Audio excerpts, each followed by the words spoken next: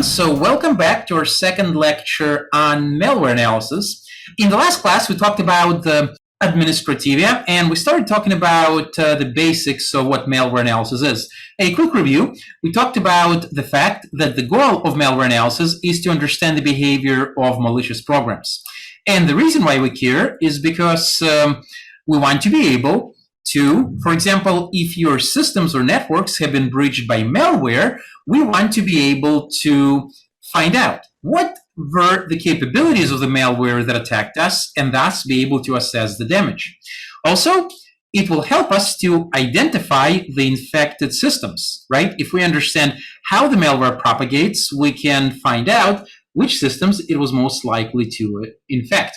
And of course, understanding the malware behavior puts us in a better position to develop countermeasures, like, for example, signatures for intrusion detection systems, as well as for the antiviruses.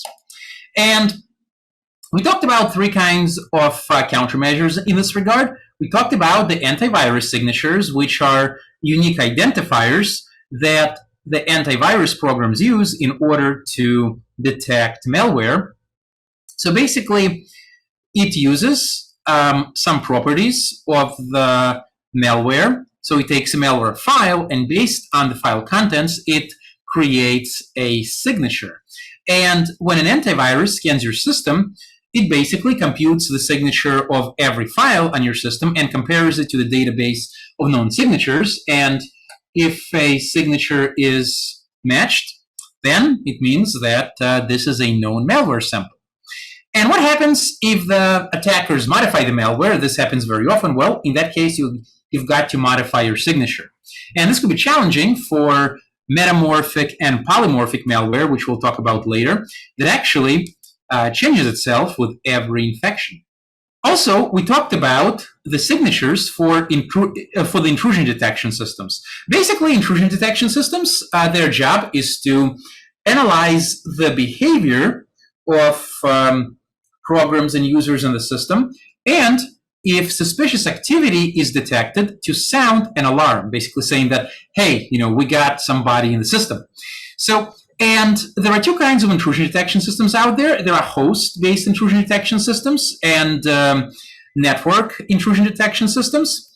So host-based intrusion detection systems, they run on a computer, on a local host, and they analyze the files, the running processes, and all kinds of activities of processes in the system to find signs of suspicious activity and to sound an alarm. Network intrusion detection systems, they analyze the network traffic that is going in and out of systems to look for signs of suspicious traffic. And if suspicious traffic activity is detected, then an alarm is sounded. And there are ups and downs to both types of systems, and in practice, you want to use both.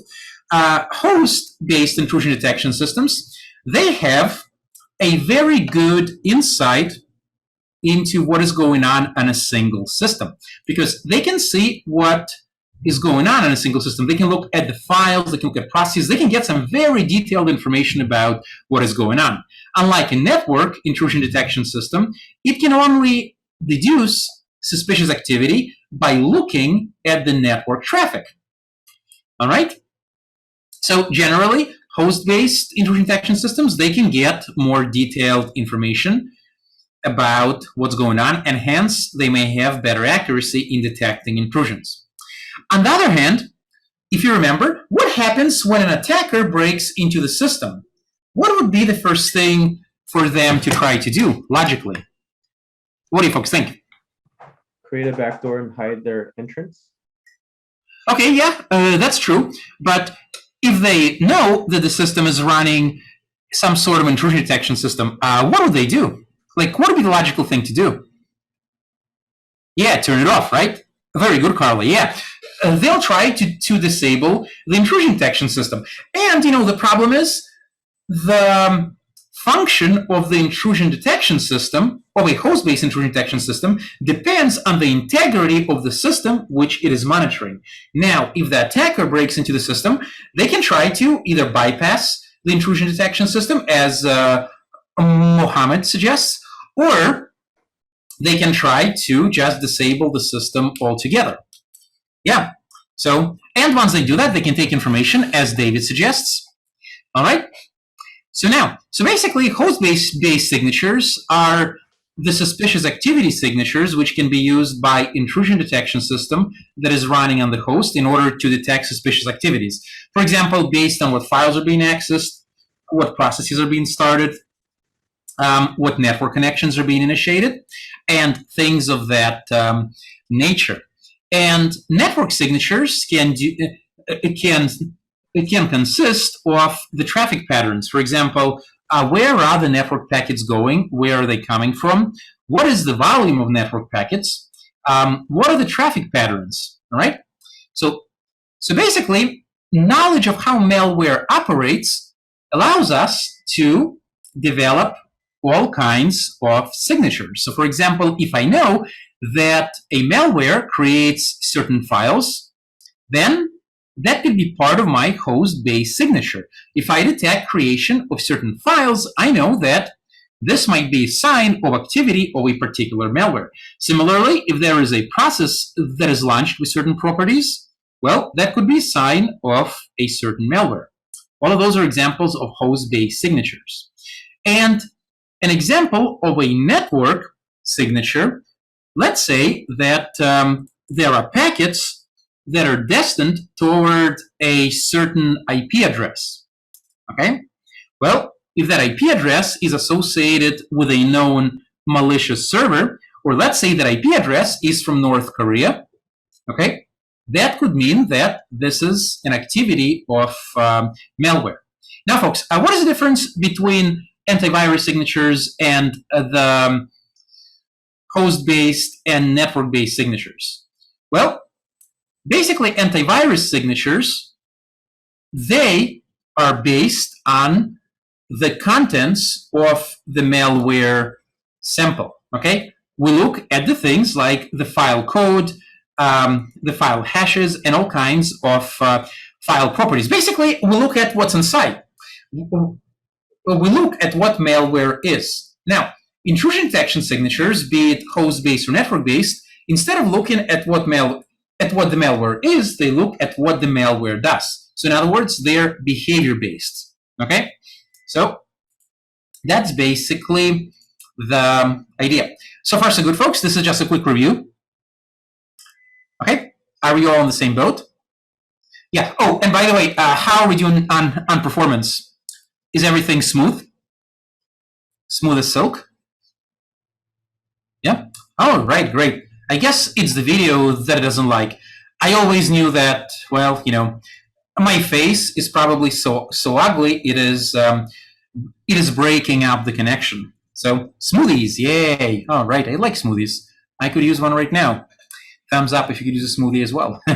So, oh, and I'm sorry, and there was a question Carl asked, can malware analysts predict the signatures that can happen from malware that is already being analyzed? Yeah, that's actually a good question. Yes, actually, there are such things as probabilistic signatures, and probabilistic signatures are basically signatures which can be predicted. Okay, because there are malwares that rewrite themselves on every infection, and as a result, they have no fixed signature. However, we can use statistical techniques in order to predict what their signature might look like when the malware mutates. Okay, because malware, although it mutates, it generally mutates in some sort of a pattern-like way. The way that Joseph pointed out. Okay, yeah, basically we can find a pattern. Okay, so yeah, and we'll talk about how malwares rewrite themselves for sure. And a quick sneak peek on how malware actually rewrites itself. There are two kinds of self-modifying malware, if you will. One is called polymorphic viruses, and then there is the metamorphic viruses. And by the way, this is an important concept, like in many certificate exams, including CISSP. Polymorphic malware, it basically encrypts itself with a different key every time when it infects something. And we'll talk about that actually in this lecture.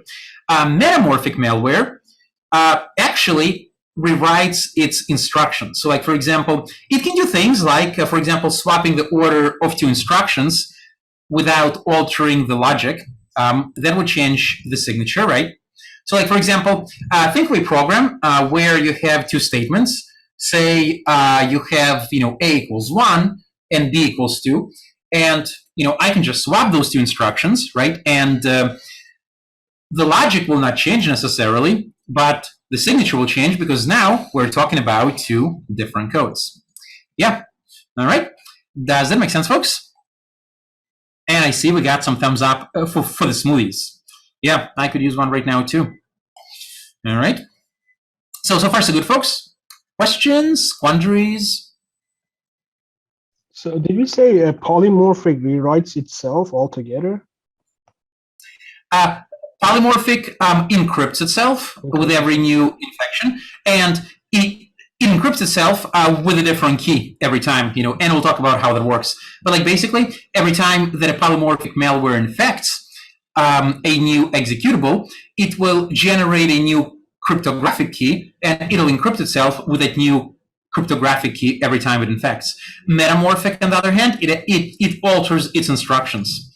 And actually, some metamorphic malware is so complex that even the mutation engine, the part of the malware that is responsible for rewriting the malware, also rewrites itself.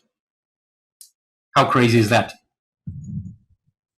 Yeah, I mean, and we think, that COVID is bad, right? In a sense that it keeps mutating. We had alpha, now we have beta, now we have, gamma. Wait, is there a gamma yet? Maybe not yet. Okay, maybe I'm getting ahead of myself here. But yeah, those malwares, they actually mutate on every infection. Yeah. So, all right. And Carla is asking, is the host-based signature the heuristics thingy? The host-based signature is are the behaviors of the malware on a host, such as creating files, registry entries, starting processes, etc., that can be used as indicators of detecting malware. All right? Are we good? Questions, quandaries? So I will take a risk and I will enable video. And if you folks start experiencing glitches, just let me know, okay? Let us try the video again. All right. So as soon as you hear a problem, I will disable it. All right. So now we talked about the fact that we will need malware analysts in the future because antiviruses cannot detect malware perfectly. And there are many reasons. First of all, there are the zero-day infections. In order to be able to develop a signature, we actually need to have a malware sample on hand. In other words, we need to be aware of the malware, okay? And as we talked about, polymorphic and metamorphic malwares can defy signatures by either encrypting themselves in every infection or completely rewriting themselves, okay? Also, there are the zero-day infections, which are basically infections that are not yet known. And systems get hit with zero-day infections all the time, all right? So how can I have a signature if I'm hit with a zero-day infection? Well, I really cannot. The only thing which you can do is, there are some heuristics approaches which monitor for activities that simply shouldn't be happening. So like, for example, there is no need, like basically no program should be accessing, for example, a certain folder. And if it does, then that's suspicious and we can flag that. All right. So, and Danny asks, do you think antivirus companies create viruses themselves to make a profit? I don't think so. So do they create antiviruses to test their systems? Well, I think they do sometimes. I mean, that's actually very common. I mean, hey, I create malware just to teach this class, and I get banned from Dropbox for doing that. But of course, I do it for ethical purposes, and so do the antivirus companies. There is so much real malware out there that you really don't need to create fake ones. So, yeah. Okay. So, That's basically the idea. Also, another thing which we discussed in the last class was that it's hopeless to even think that we will have a perfect malware detection. And let's review that. And thank you, folks, for letting me know I turned off the video. So, yeah. So, yeah, it is a fun job to do malware analysis. So, in the last class, we talked about the importance of understanding that even in theory, we cannot have perfect malware detection. And we can prove that by contradiction. So let's assume that we have a perfect malware detector. Let's call it the super killer. Now, what is the definition of a perfect malware detector? Well, by definition, a perfect malware detector, when you give it a malware sample, if it's malware, it will always say that it's malware. In other words, it will answer true to the question of, is this sample malware?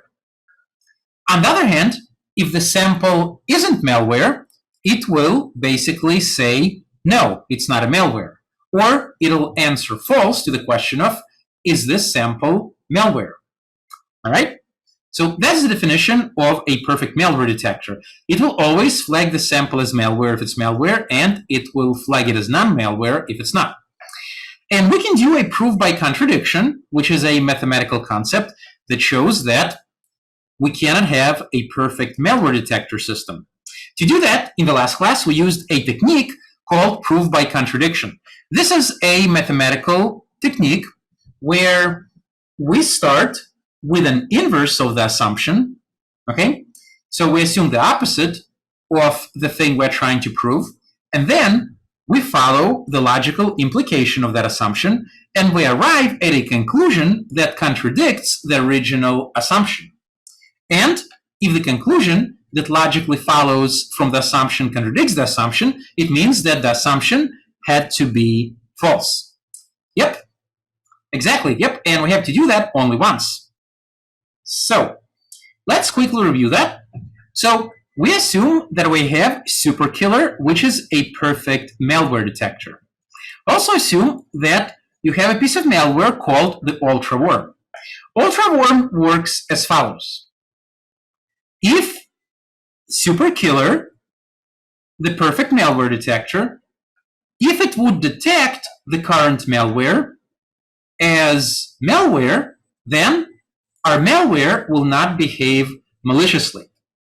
On the other hand, if the superkiller detects malware as non-malware, then the malware will actually do something malicious. So basically, what we have here is that this program acts the opposite of what it was detected as. So if it was detected to be malware by the perfect detector, then it will not act like malware. But if it was detected as non-malware, then it will behave maliciously. Now, we have assumed initially that superkiller is a perfect malware detector. And we followed the logic. And what did we find out? We were able to create a piece of malware that clearly defies the perfect malware detection by acting in the way that is opposite of what it was labeled as by the perfect malware detector. Okay? So this contradicts the assumption that the superkiller is a perfect malware detector. All right? Does that make sense, folks? Just a quick review. And this is a really good proof to know if you're ever interviewed. Because it'll show people that you actually have a deep understanding of what malware analysis is all about. Okay? And Joe's asking, but if every device has perfect detector, does it not defeat malware? Well, we were just able to show that it doesn't, right? So, yeah, because this malware acts as an opposite of what was detected. Okay? Maybe, Joseph, you can elaborate? So what I was thinking was if every device has this malware detector and there's malware on a device, it won't propagate because the detector might detect it if it does. Therefore, it will never propagate. Therefore, it does not work. Right. Well, I mean, yes, but the whole point here is that the malware defies the perfect malware detector, because you see, the whole point is if the perfect malware detector detects something as malware, then it should act as malware, right? And if it detects it as non-malware, it shouldn't act as malware. But this malware right here, it acts in an opposite way. So in other words, we can say that the super killer is not a perfect detector, right? Because here it told us that this is malware, but it isn't acting like malware when it's detected as malware, okay? I see. And Okay. does act as malware when it's not detected. So basically, we're talking about detection here specifically. Right. Yeah. Okay. Okay, that makes more sense. Okay. Thank you. Yeah, sure. That's a good question. Yeah. So the point is, we cannot achieve perfect malware detection even in theory, let alone in practice. So this is just the theoretical basis. And in the last class, we started talking about malware. And in today's class, we will expand much more on what malware is and how it works. So, in the last class, we talked about that malware is basically software whose existence is basically bad. Okay, in the ideal world, there wouldn't be such thing as malware. It doesn't count software that has malfunctions or by accident causes damage to the system. That doesn't count, because the whole point is it had to be created with malicious purpose in mind. So, for example, NVIDIA drivers, which sometimes can crash your system, when you install them, doesn't matter how much damage they can do, they're not counted as malware because the original purpose was not malicious. Okay? In the ideal world, we would still have NVIDIA drivers. Okay? Malware, on the other hand, was designed with nothing but malicious purpose. And there are many different strains of malware, such as viruses, worms, backdoors, Trojan horses, and rootkits. And we'll talk about those. And one of the things that you'd like to emphasize is that what's more important is not so much to be able to classify malware, but to be able to understand the capabilities of malware. Because in the real world, malware often tends to sort of transcend the classes. Something could be a mixture, for example, of a worm and a Trojan horse, as well as a backdoor. So malwares can often cross boundaries. Okay? And the term malware is actually not that old. It originated in the 1990s, and that was when people have first started using it. Okay? So, yeah. And Carlos asking, can malware be detected when it is in the process of doing something while the antivirus is not in the malware mode? So that would be the job of the intrusion detection system, to watch out for the behavior and hopefully based on that, detect malware. All right. So let's talk about the types of malwares. So one kind of type of malware is a backdoor. So basically, backdoor is a program which has hidden functionality that allows attacker to gain access to the system. So for example, the attacker can connect to your system and do things like running commands on your system, or upload additional malware to your system, maybe steal your data, or maybe use your system as a platform for other attacks. And backdoors are very, very dangerous because, think about it. Somebody is literally remotely controlling your computer. And one of the things which has been frustrating me, and I think a lot of other security experts, is that sometimes there are laws and regulations which basically say that when you're developing certain systems, you have to leave like sort of a backdoor for the intelligence agencies or the government, which is which is horrible because you are basically architecting a hole into your system. And now, I mean, whether the government will take advantage of it is another question, but guess who will be, the first party to take advantage of that? Well, the hackers, right? So, and Lauren is asking, does a backdoor that a developer or administrator put in have to be more secure than the security used on the system? Let's see. To be more secure, so basically, I think what Lauren is asking, if I understand correctly, is the backdoor that is put in by the developer less of a threat than the backdoor which was put in there by the hacker? It depends. It depends. Generally, you would hope that the developer puts the backdoor there just to comply or to be able to, administer the system. So at least in the best case, you would hope that their intentions are non-malicious. But then again, whatever the intentions are, a security hole in your system, no matter who put it there, can be exploited. Whereas the doors that are put by hackers are put there for no other reason than to do harm, whatever that harm is. So why does the government need a backdoor? So one example, there in the phone switches, there was something called the Qualia interface, CALLEA, which basically is an interface which allows the government to tap switches in case, for example, they're trying to catch terrorists, as Kevin points out. So, which, it may well help us to catch terrorists, but guess, who else can take advantage of that? Well, one idea is hackers and terrorists, or terrorist hackers. Those two categories are not mutually exclusive, right?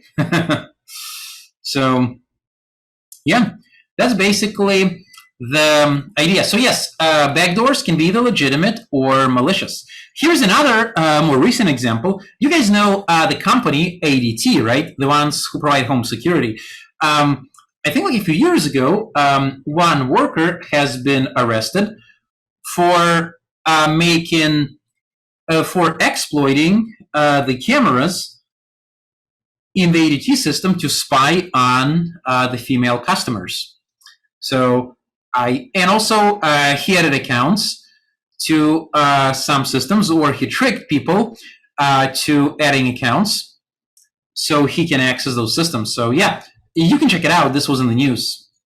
So yeah, there are a lot of creeps out there, no question about it.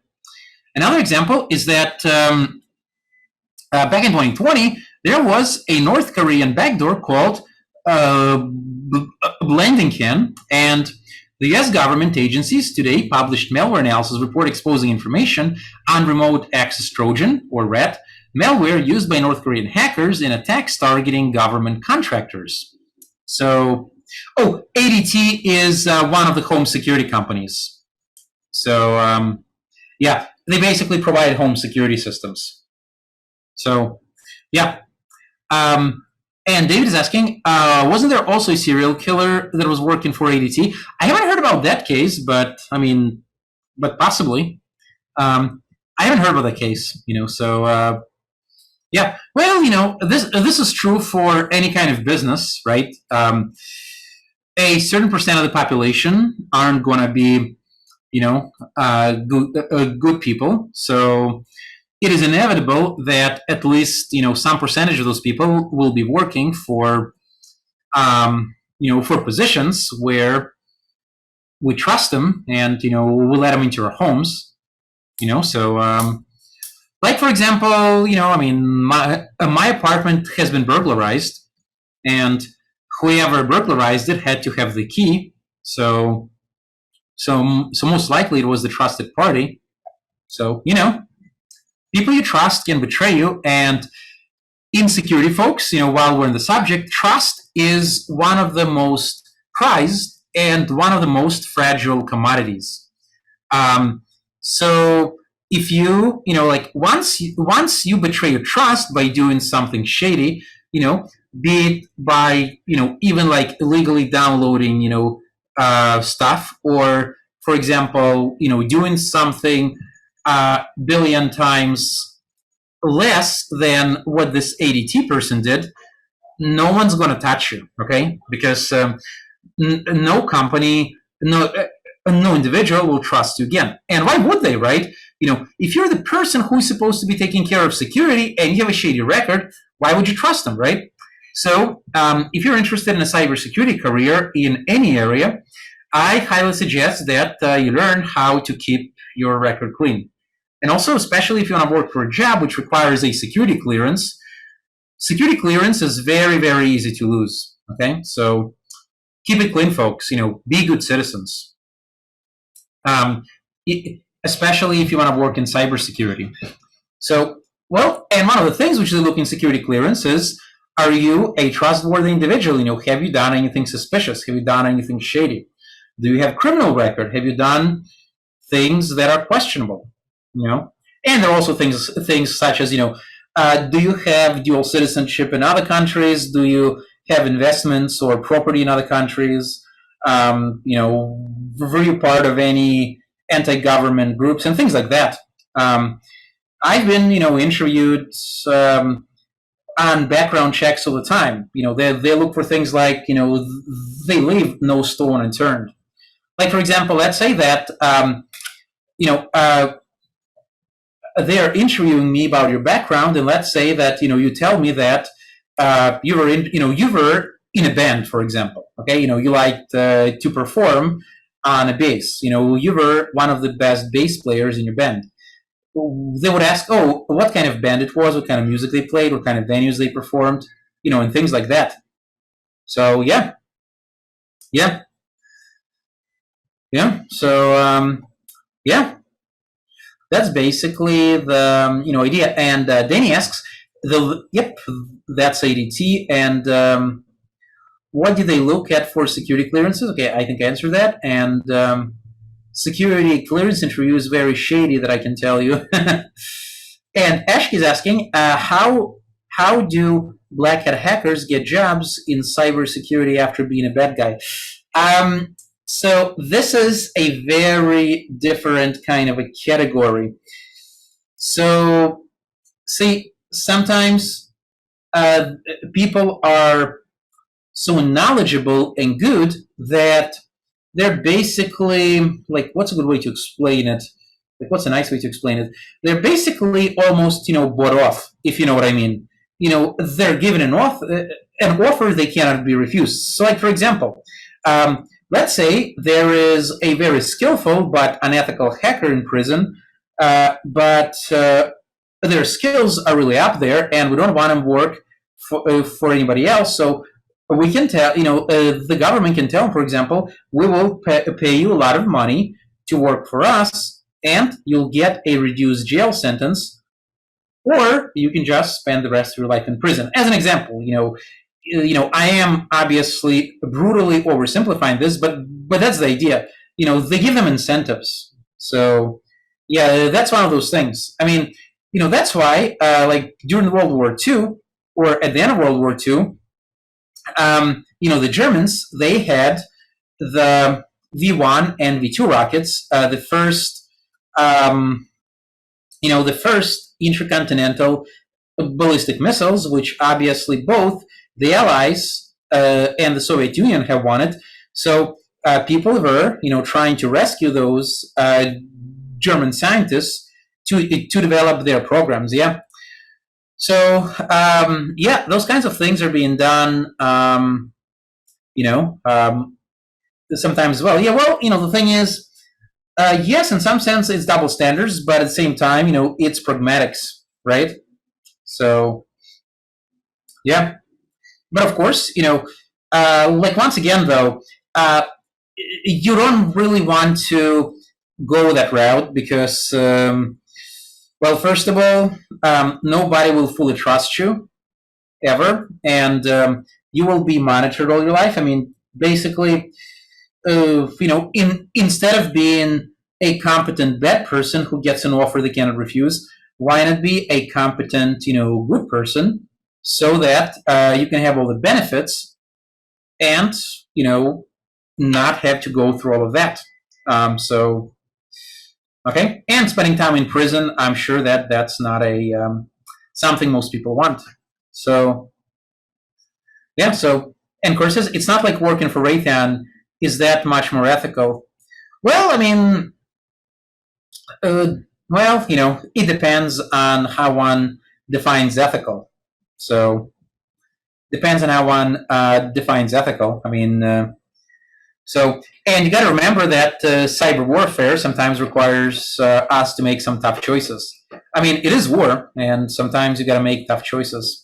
And oftentimes, you got to make choices in a lose-lose situations. Like basically, one of those moral conundrums, which you may have heard in a philosophy class.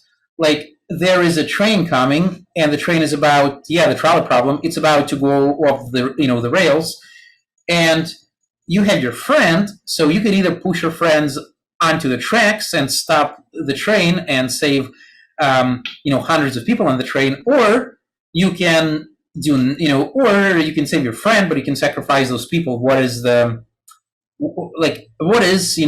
ethical thing to do in this case?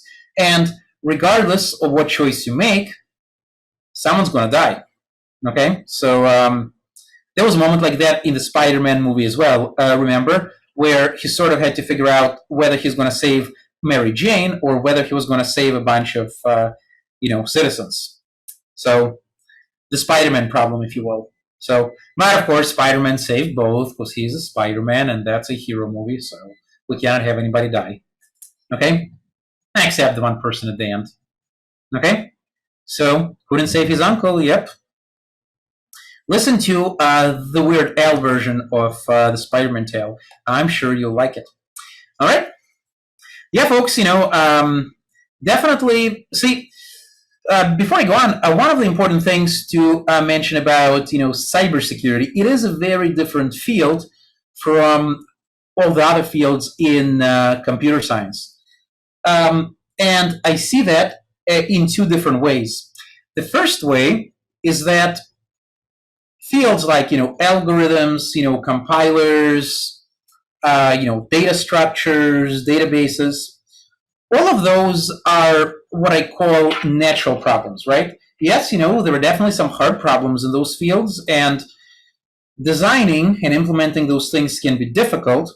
However, those problems are just difficult naturally, right? Because you're trying to build something and it's hard.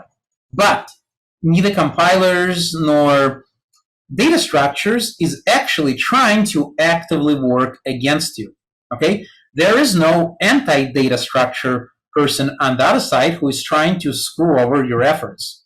Okay? Whereas in cybersecurity, it is an antagonistic field. So it is a battle of wits, in other words. You are working against another intelligent agent out there. So whatever you're trying to do, there is another person or another party that is trying to outwit you. So this is an adversarial and antagonistic field. It is a battle of wits. Okay? It's like a military conflict type thing. It is a battle of wits. You are trying to, to fight against another human being who is actively trying to screw you over. Okay? And the second way in which it is challenging than other computer science fields, or I should say much more challenging than other fields of computer science, is that it's also a very ethically challenging field, in addition to being technically challenging. Because, for example, as in all wars, sometimes you just have to make ethical decisions, which sometimes can be very difficult to make. Okay, even under the best of circumstances. So, and sometimes you're basically stuck in trolley problems. Yeah. So, and oftentimes there are just not any easy answers. Yeah. But, at the same time, as brutal as wars can be and as horrific as they can be, I think at the end of the day that Sometimes we just have to defend ourselves, and we need soldiers, we need military, and for the same reason, we need cybersecurity people. So Raytheon calls those people cyber warriors. This term is also becoming popular in the other fields. Okay, in the other, I guess, cybersecurity circles as well. So yeah, and you can think of yourself as such. This is a field where you are fighting a battle. This is an antagonistic field. So, and wars force us to make ethical, decisions. All right. So, are we good, folks? By the way, I just wanted to make sure that I know that they don't talk about this in many cybersecurity classes, but I think it is important to mention. And hopefully soon, all of this is going to be covered in our new CPAC 253 course, which is going to be the new lower division course in cybersecurity, which is going to be required of all computer scientists here, as well as people in cybersecurity concentration, which you should join if you're interested in cybersecurity. Okay, so any questions so far? Yeah? All right. So, great. I feel like Tony the Tiger. Great. Okay. Now, let's talk about viruses. Now, folks, whenever you hear the term virus, you tend to think of malware in general, and also oftentimes people just use the word virus generically to mean any kind of malware, but technically speaking, virus is a very specific kind of malware. So basically, virus is the type of malware that can self-replicate. So, and typically, viruses require some sort of human intervention in order to replicate. In other words, a virus is just a bunch of parasitic instructions that attach themselves to an executable file. When the executable is executed, the viral instructions execute as well, and they will infect another executable. And the human intervention part is where the person has to do something. For example, clicking on the attachment, or perhaps sticking an untrusted USB stick into their system. All right? Make sense? And Carl's asking, why does it want to infect other files? Well, so it can spread. So it can spread. Sort of like biological viruses. And I'm sure that you can think of an example or two of some biological viruses, right? Okay? So like once again, viruses, they self-replicate, and they're parasitic, self-replicating codes that require some sort of human intervention in order to move forward. In the old days, viruses would often spread through floppy disks. You folks remember what those are, right? 3.5-inch floppy disks. You stick them into your drive, you run a program on there, and the next thing you know, your computer is infected. Ah, yes, the save icon. Yeah. You folks from the 80s and 90s. Okay? All right, so any questions? Are we good? All right, great. Now, let's actually talk about something pretty cool. How do viruses actually replicate? How do they infect other executables, and how do they try to defy detection? Well, let's find out. First of all, I'd like to talk about the phases of virus infection. Okay, so the first phase of a virus is called the dormant phase. In the dormant phase, the virus is just sitting there. It is kind of just chilling. It is waiting for what's called a triggering event. Okay, so it's waiting for something to initiate the virus into action. Next, there is a triggering phase. In the triggering phase, some logical condition, for example, a person clicking on the executable file, causes the virus to become triggered and to start executing. In the propagation phase, which comes after, the virus will seek out new files to infect, or new systems to infect, and it will perform the infection.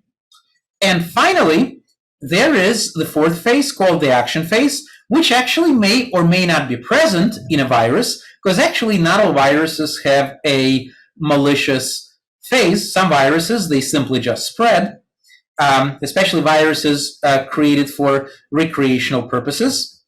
But in the action phase, this is where the virus will do bad things, such as, for example, wiping your file system, taking your files, and do all kinds of things.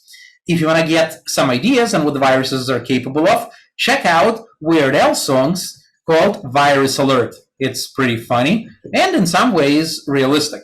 Yeah, by the way, folks, Weird Al doesn't in any way sponsor or is affiliated with this lecture, because I just noticed this is the second time I'm suggesting a Weird Al song. Okay, this is just like a pure friendly thing. Okay, so any Weird Al's watching this, you're awesome, but I know you're not sponsoring this, so yeah.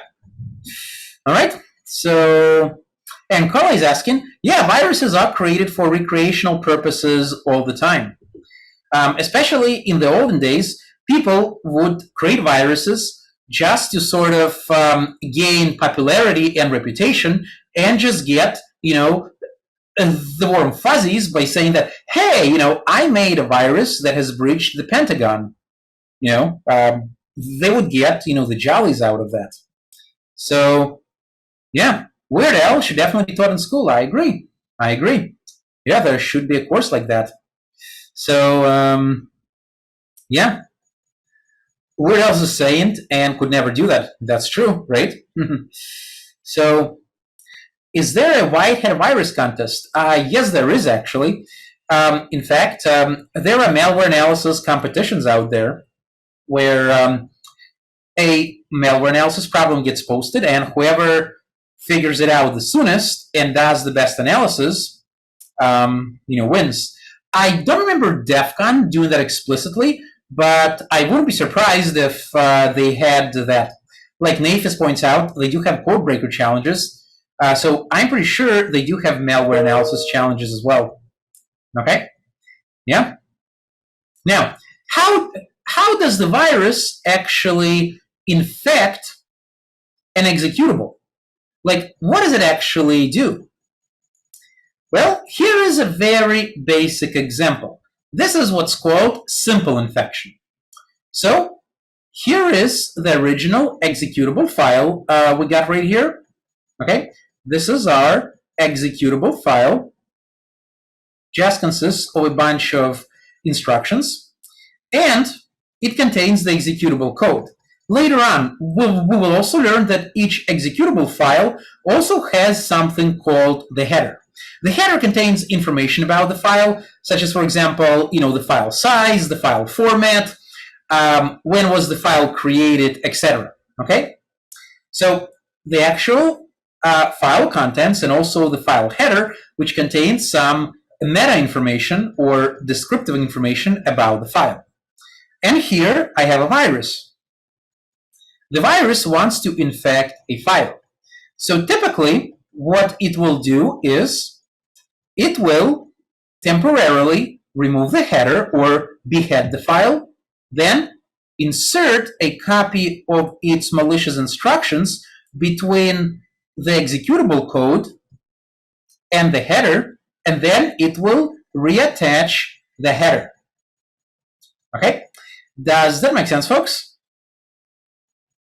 Yeah? So this is a very basic kind of execution. That's how viruses often infect. Okay? Now, antivirus sometimes may need to update the header by, for example, updating the file size. So when the file is ran and the execution begins at the beginning, first it will execute the virus code, which will do its viral business, and then it will execute the actual program code. Okay? So, and yes, I think, there are contests for creating viruses. Yeah? So, is everybody good with basic infection? Yeah? All right. Awesome. Now, what if the virus wants to be a little bit more sneaky. Oh, and by the way, folks, before we go on, let me ask you a quick question. How do you disinfect an executable? Let's say that, somehow I have detected that I have an infected executable. How would I disinfect it? What are some ways? That's a question for you. This is the part where you bravely jump in with the right answer and just blow everybody, away. Carla suggests reattach the header to the program. Well, the program room already has a header, right? So how would we do this? Mohammed says antivirus. Okay, sure, but how would the antivirus disinfect it? So Zach suggests delete everything but the header and reinstall the program part. Okay, yeah, that's possible too, but is there an easier way? Okay, Brennan says just get a fresh version of the program altogether. Yeah, we can do that, yeah. Any other approaches? Carla says separate the total parts that reattach the header.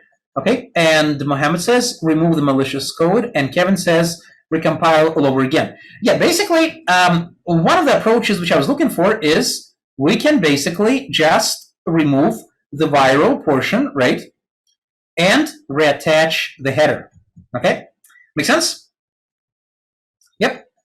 The other ideas which you folks suggested, they could work, but so we could simply just get a fresh copy of the program, but another way, remove this virus, remove the viral code and reattach the header. Does this make sense, folks? So basically, just get rid of that, and basically we will end up with this. Okay, make sense? Yeah. Are we good? Yeah. All right, great. Now, let's say that a virus wants to be a little bit more nesting. Let's say that the virus will say, oh, well, that was easy, how you got rid of me so easily. Now, how about I try to do this? Come on, switch slide. Don't you hate it when Zoom does things to you that are anticlimactic? Okay, if I remove this panel, can I now advance slides? There we go. Okay, so pretend that there was no anticlimactic event. So now, here is another kind of infection strategy known as the complex infection strategy. So basically, what the virus does here is it chops itself into little pieces, and it inserts pieces of itself all throughout the executable, and then it inserts what's called jump instructions, which will jump from the first piece of the viral code to the next piece until it executes all of the viral code, and then proceeds to execute the actual program code. So here's an example. So once again, here we have the original file, which consists of the executable code and the header, and here is our virus. So what the virus did here is it sort of cut itself up into pieces, and then it has inserted pieces of itself in different parts of the program, just like that. So, and then virus is going to add some jump instructions, which will redirect execution so that it executes all pieces of itself and then continues to execute the regular code. So let's take a look at an example. So the execution begins in the beginning, right? So here we have a jump instruction which says jump to this part. So it'll jump to the beginning of the first part of the virus code.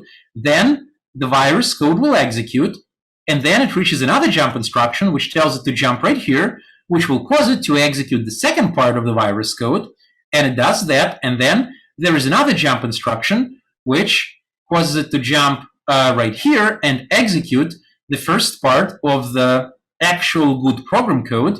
And then there is another jump to go right here and execute the second part of the good program code. And then basically we have executed everything, and now we're done.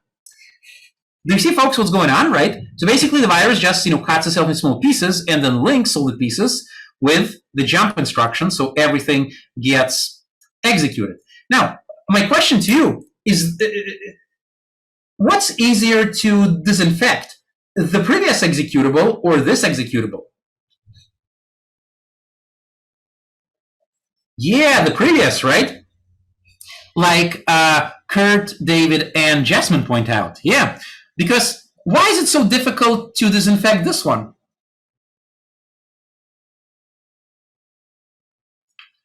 Why is it so difficult to disinfect?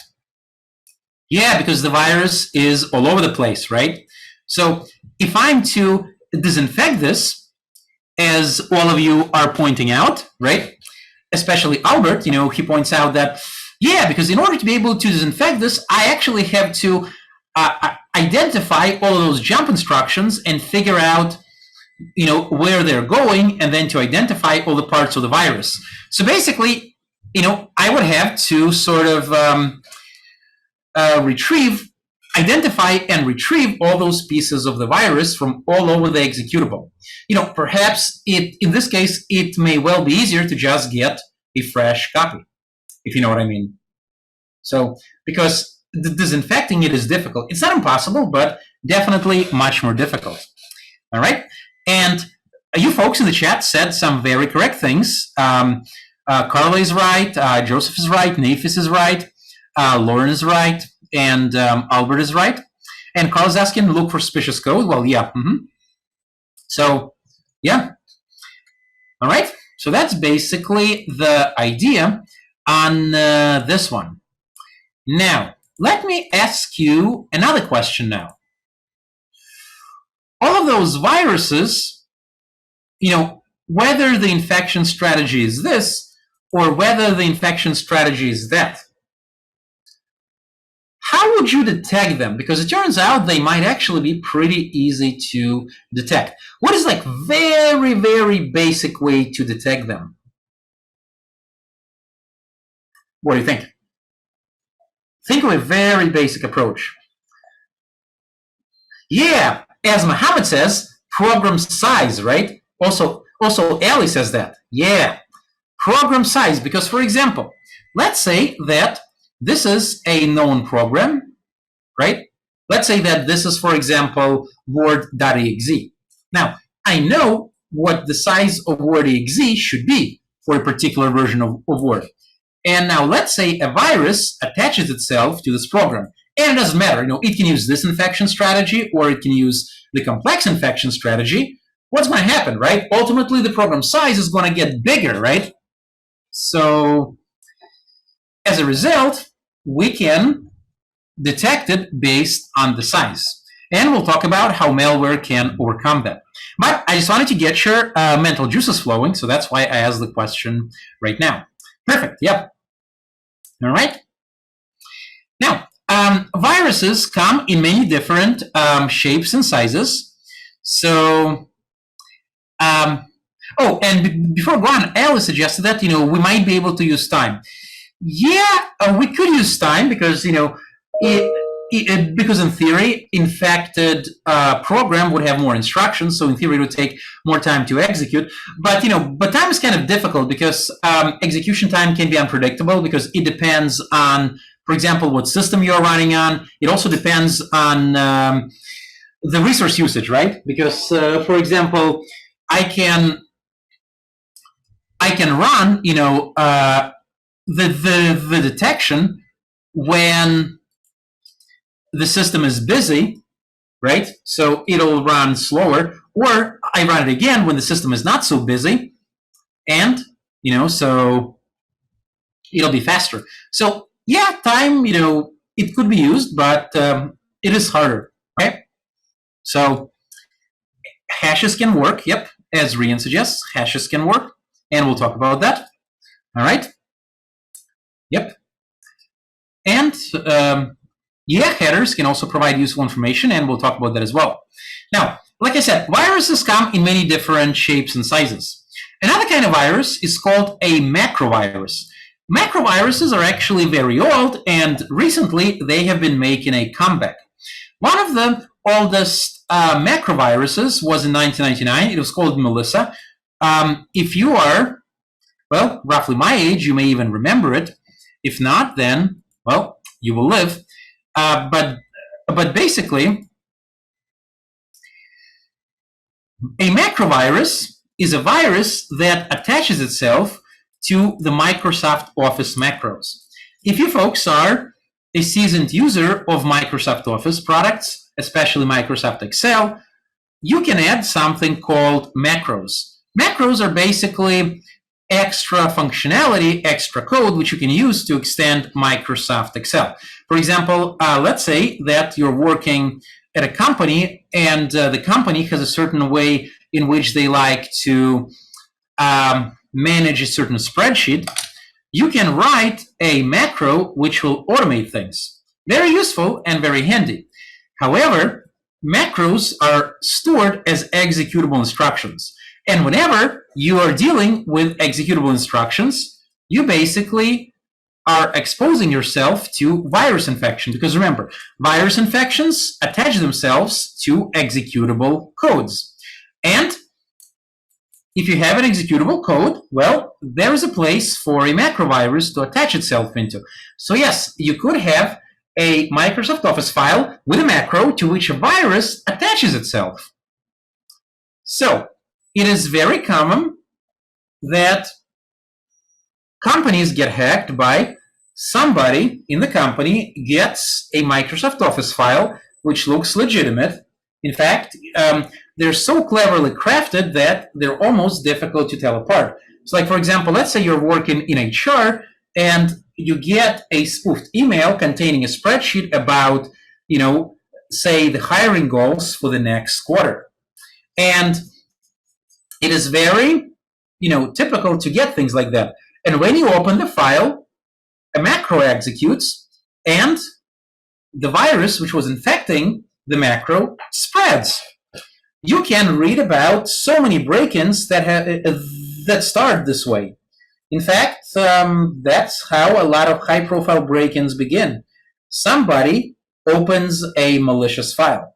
In fact, folks, if anybody has watched the North Korean bank heist video that I shared in the last lecture, yeah, that's how it began. Somebody opened up a malicious file. Okay? So this is a very old kind of a infection. Has been around since late 90s with Melissa. So basically, that's, here's an example from Melissa. Nowadays, this is not amazing, but back then, it was one of the first of infections of such a kind. So here's an example. Here is a document you have asked for, don't show to anyone else. And there is the Word file. You open it up and surprise. Okay? Does that make sense? Okay? Are we good with macroviruses?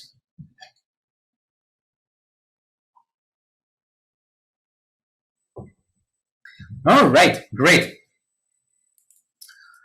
Now, let's take a look.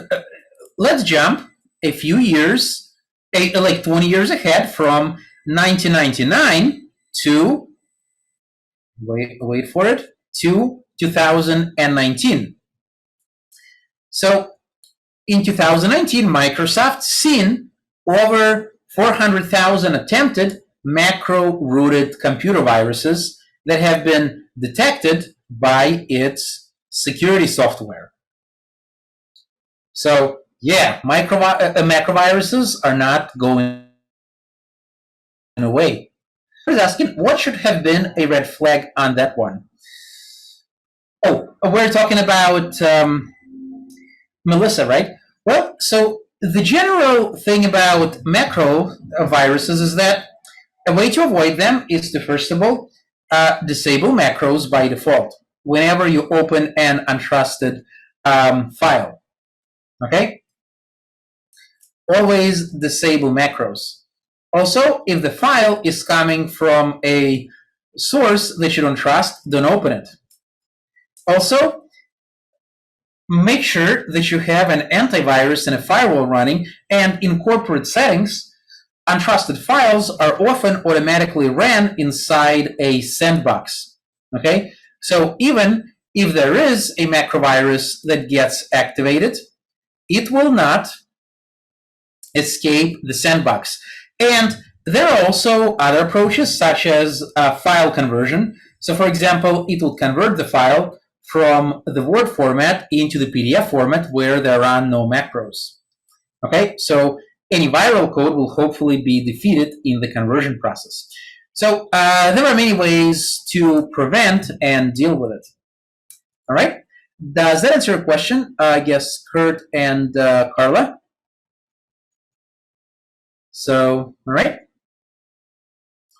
So, yeah, the point is, don't open up the files you don't trust. I still get those sometimes. I mean, I do. People are trying to exploit me, knowing that I'm the graduate advisor. So they're trying to use it to steal the student information. I get emails from addresses which look something similar as csufadmin@gmail.com, for example, or something similar. Saying that they urgently need information about a student so and so. Yeah. So, and sometimes, they can be difficult to distinguish. And in that case, I basically send this email to the IT, asking, was this really initiated? And oftentimes they say, yeah, you should ignore this email. Okay. So that's basically the idea. So any questions about macroviruses?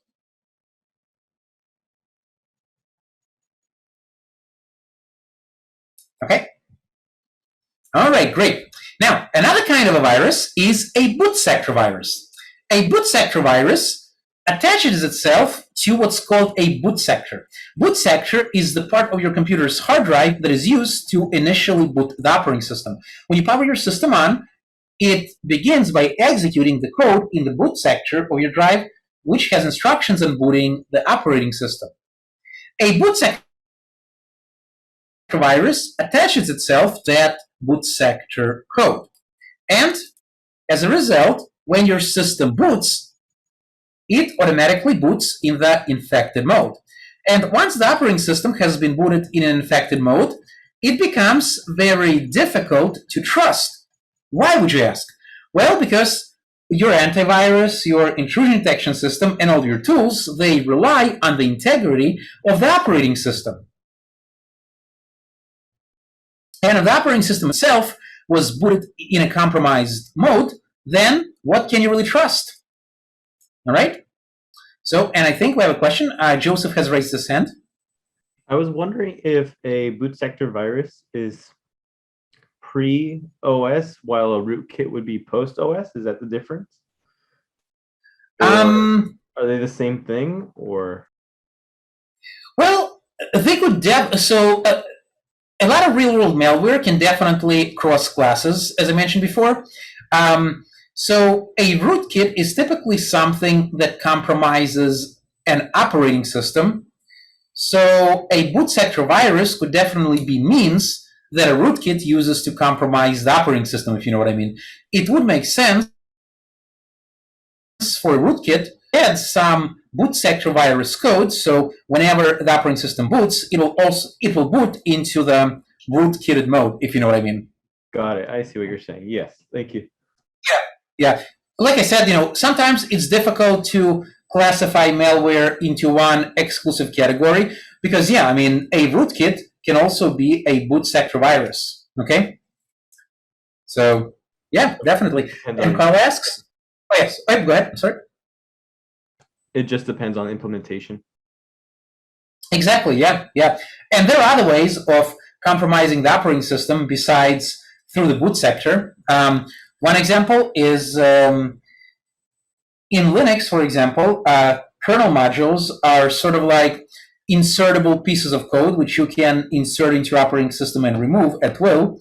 So like, for example, I can show you an example right now. So in in Linux, you can see them by doing lsmod, and this shows all of the kernel modules that I have inserted into my kernel.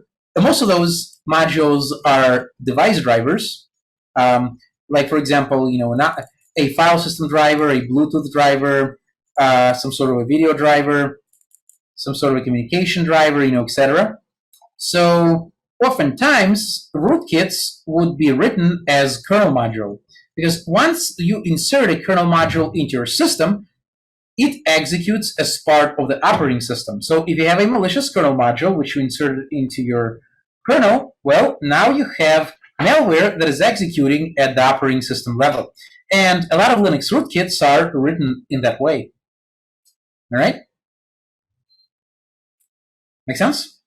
And you can insert and remove modules in Linux. First of all, you have to be root to be able to do that.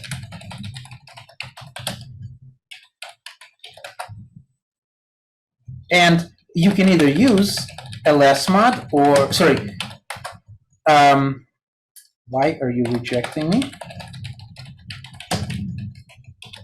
Oh, there we go. And you can use either insmod or you can use modprobe. So for example, let's say that I want to insert a module, which I have, for the PC speaker. PC speaker. I guess I don't have it installed. Okay, so well, let's say I want to install pcrypt, for example. Okay, boom. See, it has now been installed, and if I do lsmod, I'll see it somewhere in here. So pcrypt. There it is. See. So and I can write my own modules, and that module may well be a rootkit. Does that make sense? And similar is true for Windows, right? Because I can write a malicious Windows driver, and drivers run as part of the operating system. So that's another way to compromise an OS. That's another way to rootkit. Make sense? Are we good? Yeah? Cool. Yeah, so let's see, did I answer the questions? What does the boot sector virus need that location for? Well, so it can compromise the boot process of the operating system. When the booting process of the operating system is compromised, you can't really trust the operating system, right? That's why nowadays, modern BIOS architectures, they actually include things like trusted boot and secure boot, which can be used to, number one, making sure that nobody can modify the boot sector, and number two, if it is modified, you can detect it. So you should really enable those in your BIOS, okay, if you're serious about security. All right? Are we good? Did I answer all the questions? Now, I'll show you an example of a historical virus called the L cloner, which infected Apple II operating systems back in 1980s. This was one of the first such boot sector viruses, and it would print a poem every 50th time that a computer was booted. So it is a boot sector virus. So it would print this poem every 50th time. L cloner, the program with a personality, it will get on all your disks, it will infiltrate your chips. Yes, it's a cloner, it will stick to you like glue, it will modify them too, send in the cloner. It's so beautiful, right? Makes one want to cry. So, and Carl asking, what will the boot sector virus normally try to do this with privilege? Yeah. Nowadays, you need to have privileges to be able to get into the boot sector. So, yeah, it's beautiful, right? As Naifis and Mohammed say. What is the purpose of this? The purpose of this is to just, I guess, feel like, you are on top of the world. Yeah, basically it's trolling. Yeah, that's a good way to put it. As Mohammed puts it, yeah, it's basically trolling and poetry, right? Because who says that malware authors can have a poetic title? I'm sure Shakespeare would be proud of this. Show this to your English poetry professor, I'm sure, they will appreciate it. Here is another kind of a virus. So this one is called the Jerusalem virus, and it was around in the 1980s in Israel, and it was infecting DOS operating system files. What it does is it loads itself into memory and then infects other files. It has logic built in to not infect the same file twice, which makes sense, right? Because you don't want to infect the same file multiple times. There is nothing to be gained from that. And generally, whenever you execute the infected program, the virus will do absolutely nothing. But if you execute it on Friday 13th, it will delete every program on your system. So how do you like that? Right? Make sense? And right here you can see its code. All right? Are we good? All right. So here is another historically important virus called Sality. It was around in 2003, and when it would get into your system, it would disable antivirus programs and also infect other executable files. So in other words, it's a virus that tries to attack the antivirus. And also, it tries to hide itself by modifying something called an entry point. I'll talk about what an entry point is later on as we get more deeply into malware analysis. And in addition, it also contained hidden functionality to connect to the internet and download other malware. Yes, folks, it is quite common for malware to fetch other malware. Happens all the time. Very, very typical. Okay? Now, let's talk about combating viruses. How do we fight back? What do we do about the viruses? Well, typically, the way in which it happens, antivirus teams, for example, people at McAfee, at Norton, at Bitdefender, etc., they get a copy of the malware executable, and they will analyze it, and they will develop signatures. Those signatures will be added to the database of signatures, and typically antivirus programs running on different systems will download that update and hopefully now be protected. They will scan your system, look for a file that matches the signature, and if that is found, then it basically flags the file as infected. Okay? Now, what can viruses do in order to defy detection? And we'll talk about that. But first, let's quickly talk about what happens once you actually detect an infection. There are a few things you can do. One, of course, is deletion. You can simply delete the infected file. But what happens if you needed the original file?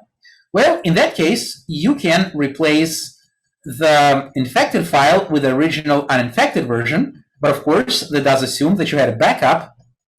And there is also the removal of the malicious code, which basically means that you'll go through the executable and pluck out all of the infected parts, which could be challenging if the virus used the complex infection strategy. In other words, it cut itself up and inserted bits and pieces of itself throughout the victim executable. All right. So any questions so far, folks? Are we good? Yeah? Are we good? Yeah? No? All right, great. So what do you think, folks? Once I put this up, do you think this video is going to go viral? So I hope so, right? At least, in this class. Yeah? So, and yes, in case you're wondering if there's going to be more horrible puns in this class? Oh yes, there's going to be a lot of very bad puns. It's just going to get worse from here on. So, and David asks only if we click the executable. Okay, yeah, and aim for 20 views. Yeah, oh yeah. Oh yeah, sure. Oh, thank you, Kurt. Yeah, thank you. Yeah, I mean, I think in cybersecurity you got to have at least some sense of humor. Otherwise, you may go a little bit loco. Okay, your cuckoo bird may fly away, as they say. Give away this Friday. Yeah, yeah. All right. So you won $1 million. Yeah, yeah. Have you heard this one? It's like it basically said, "Are you suffering from gullibility? Send me $15,000 and I'll cure you." Yeah. By the way, I also happen to be the Prince of Nigeria, right? Anybody old enough to remember those scams? Yeah. Before they were replaced with tax scams. Yeah. Yeah. I wonder what happened to him. I hope he's okay, by the way. I wonder what happened to my prince friend. Yeah. I'm sure, he will send me that money any day now. Oh, fake Costco emails. Yeah, I got those as well. Yeah. Man. And I was hoping for a lot of, free Costco chicken. I guess no Costco chicken for me. Yeah. Yeah. Now, folks. So, this is how we fight back. But how do viruses fight back? Well, viruses are going to tell us the following. Said, oh, look at you. Just look at you. You figured out how to do signatures in order to detect us. How cute. Well, what can we do? How can the viruses fight back? Well, enter a new kind of virus called an encryption virus, sometimes called a polymorphic virus. How does it work? Well, it works as follows. An encryption virus does the following. So it takes the virus code. So this is the virus code. And it will encrypt it using some sort of an encryption key that it randomly generates. Next, the virus will attach itself to the executable as follows. So basically, I'm not showing you the whole thing. Down here, you would also have the executable consisting of a header. So this is a header. And, the executable code. Okay? Now, here is the thing, folks. Okay? So a virus has encrypted itself, and in order to be able to run, what does it need to be able to do? What does a virus need to be able to do in order to run? Yeah, it needs to decrypt itself, right, before it can run. So what is going to happen is the virus will also include a copy of the decryption routine as well as the decryption key. So whenever somebody clicks on the executable, what's going to happen is the decryption code will execute first, and it's going to take the decryption key, decrypt the virus code, execute the virus code, and then execute the regular executable. Does that make sense, folks? Do you see what happens, right? And every time, whenever the virus infects a new executable, it will generate a different encryption key. So what does this mean? What does this mean that the virus uses a different encryption key every time? How does this affect our detection efforts?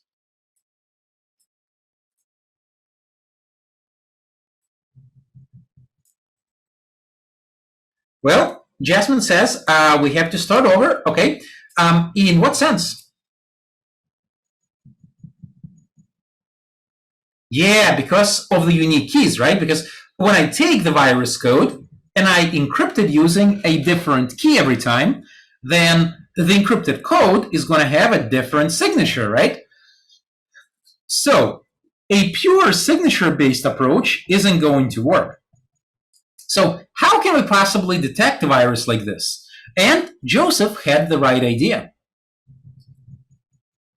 What do you think? How would I detect a encryption virus like this? In the memory after it's about to execute. Okay, well, yeah, that's true. Yeah, that's definitely true. I can wait for the virus to decrypt itself and then use a signature-based approach against its code. And I like what Joseph said. Basically, folks, one of the dead giveaways about the encryption viruses is that they all have this kind of a structure, okay? We can look for this kind of a structure.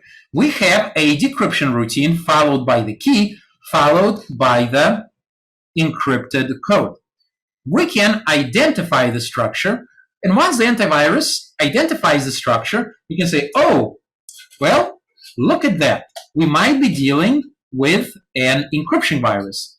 And it can then take this key and take this code and use it to decrypt the virus code and then to check the database for malicious signatures.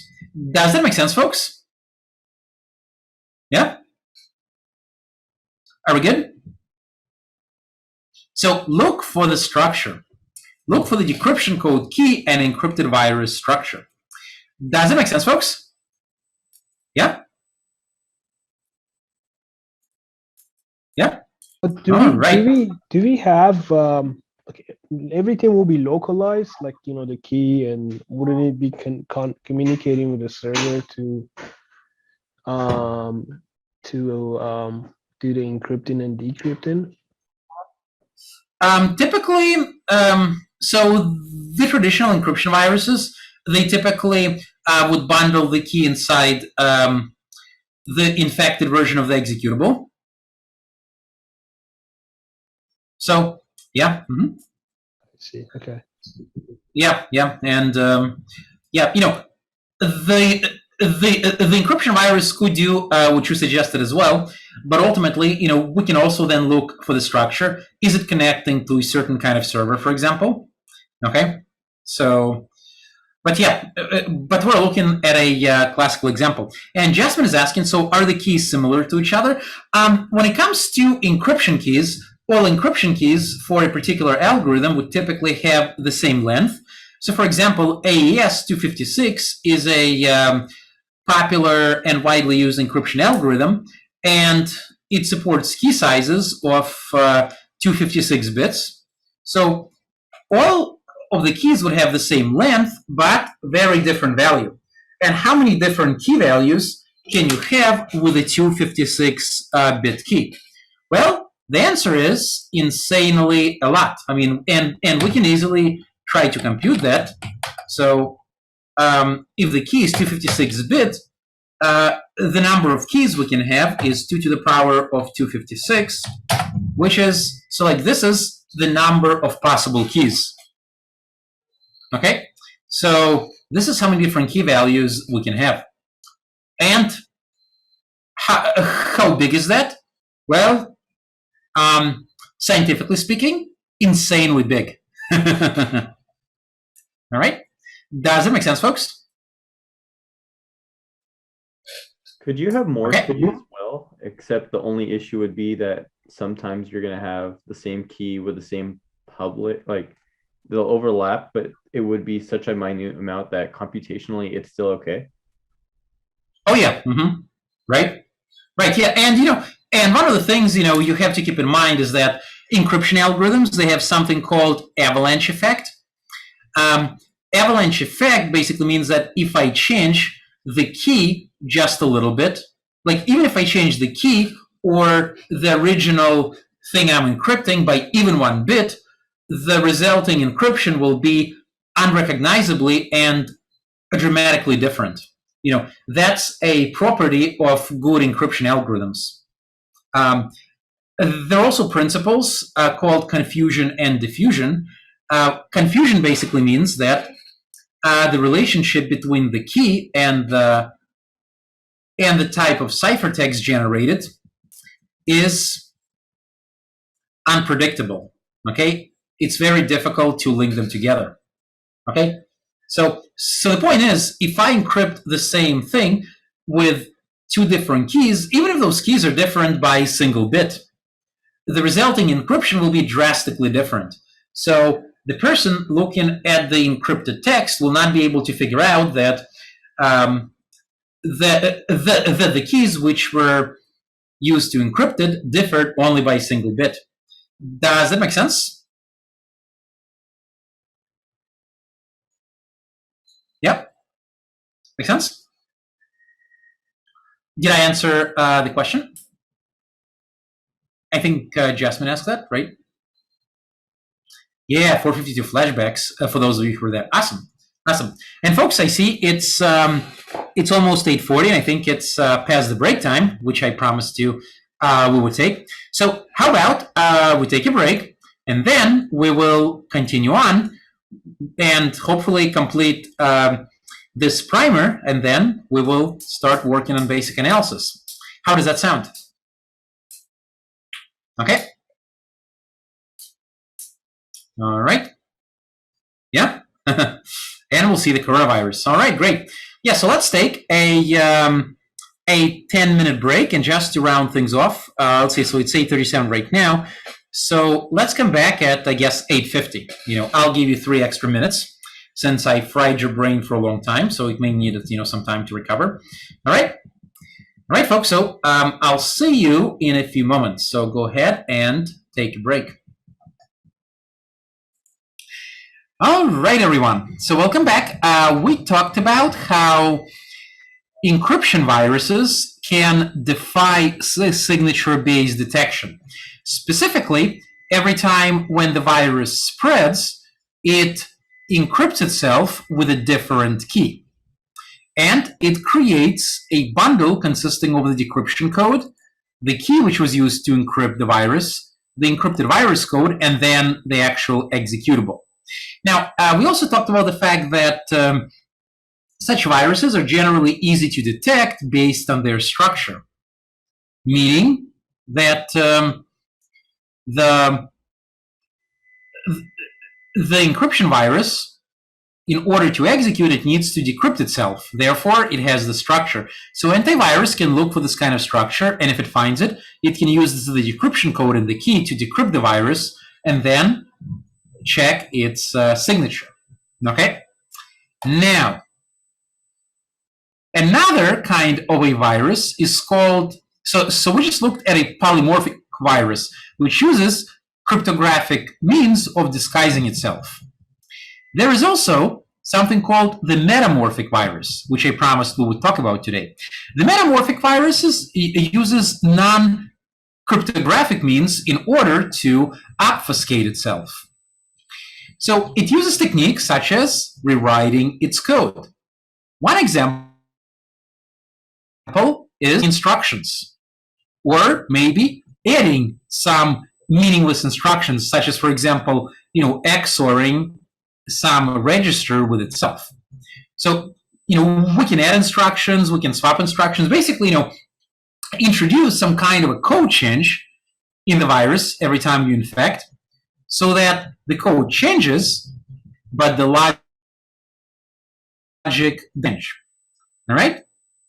So that's basically the idea. Yeah, so basically it changes its code with every infection. And viruses are very difficult to detect because pretty much every instance of the code is different. It's being rewritten. So those are very difficult to detect. All we can do is use probabilistic signatures. Now, here is what a typical metamorphic virus looks like. So it generally, 20% of it is the actual malicious code, and the other 80% of it is dedicated to the morphing engine. So the morphing engine is the part of the metamorphic virus that is responsible for the actual virus mutation. So it's responsible for rewriting the virus on every single infection. And only 20% of it is the actual payload, the actual code. And the morphing engine is typically broken down into the following parts. First, there is the disassembler, which takes the binary code of the virus and converts it into assembly code so it could modify it, since assembly is much easier to work with than the binary. Then there is the permuter logic. What the permuter does is that it basically shuffles up certain parts of the code. So it can change, for example, the order. Then there is the randomizing inserter. This is the part of the code which randomly inserts things into the virus code. For example, I can insert some meaningless instructions here and there. There is also code compressor. What the code compressor does is it compresses to make it difficult to make it more difficult to detect. And finally, there is the assembler. The job of the assembler is to basically take the resulting assembly code and convert it back into an executable binary. All right? Sounds like the video has to go, huh? Okay. Goodbye, video. All right? So, thank you, folks, for putting up with this. I'm so sorry. I just want to, smack the Spectrum cable right now. They're ruining our education. So, oh, thank you, Joseph. Yeah. Everyone wants to smack Spectrum. Yeah. So, yeah. So basically, like we said, this morphing logic makes the metamorphic difficult to detect. Polymorphic we can detect by looking at the structure, but metamorphic is very difficult to detect. Like I said, we have to use some kind of a probabilistic approach. So what are some of the ways in which we could detect it? Well, one of the methods includes the question, does the code contain a lot of useless instructions? Because it is generally not common for normal programs to contain a bunch of useless instructions. For example, you get a bunch of assembly code that does random stuff. Like, for example, XORing register with itself 100 times. Normally, normal programs don't do that. Also, does the code contain some sort of a code generation and injection routine? Because, once again, normally, good programs don't do this kind of stuff. They don't generate and inject code. Yeah, there are definitely exceptions to that, like compilers, because compilers definitely generate code. But other than that, not many other good programs actually do that. There's also something called a conjunction signature, which is basically a set of strings that can be used to identify the malware, but those strings don't necessarily have to appear in the same order. So imagine that my metamorphic friend has a bunch of repeating strings. So in different versions of itself, those strings may appear in different order, but nevertheless, they're there. So that's called a conjunction signature. I look for certain strings in the different versions of the metamorphic virus that may or may not be in the same order. There's also something called sequence signature. A sequence signature is a set of strings that must appear in the same order in every single version of the infection. Because it turns out that it is difficult for the metamorphic virus to completely mutate, and as a result, some strings may always appear in the same order. Finally, there is the probabilistic signature, which consists of the threshold value of a set of string score pairs. Basically, the whole idea is this. Are those strings close enough? Okay? So I'm going to look for some strings in the file, and are those strings close enough to the signature strings? And if they're close enough, then I will consider this as evidence that this is a metamorphic virus. So, like, once again, not elegant techniques. All those techniques are very heuristic in nature, but nevertheless, they could be used to potentially try to deal with a metamorphic virus. All right? Does that make sense, folks? Are we good? Yeah? Yeah, awesome. Awesome. So, yeah, all right. So, yeah, everybody wants to, yeah, spectrum. All right, now let's talk about the Trojan. The Trojan horse. So the Trojan horse is basically a program that may look legitimate on the surface, but it contains hidden malicious functionality. I think you'll know the classical Greek tale where ancient Greeks, well, who knows, maybe ancient Greeks, they were fighting a war against Troy. And Troy was quite stubborn. They were refusing to give in. Now, Greeks knew that they couldn't take Troy until the Palladium city was taken. But the Palladium city was walled off. And so what could the Greeks do? So the Greeks decided to build a huge wooden horse and leave it at the gates of the city. And inside the horse, of course, hid the Greek army. Now, Trojans, the next morning, they thought, the Greeks must have given up and left. And as a token of our superiority, they have left us this horse. How nice of them. So guess what the Trojans did? They pulled the horse inside the city and, they started, drinking, reveling, whatever they used to do those ancient days. And the Greek army has come out and overwhelmed the Troy city. Yep. So this is the same idea. So as an example of a Trojan horse program, you can have a program that plays a game, but in the background, it copies your passwords or it steals data. In 1989, there was a famous Trojan called the AIDS Trojan, and it would spread through the floppy disks. Okay? So, and it would install itself and do nothing for several reboots, but eventually it would get activated and it would encrypt your disk. Yeah, ransomware, folks, is not a modern phenomenon. Ransomware has been around even back then. Now, I've also heard a story.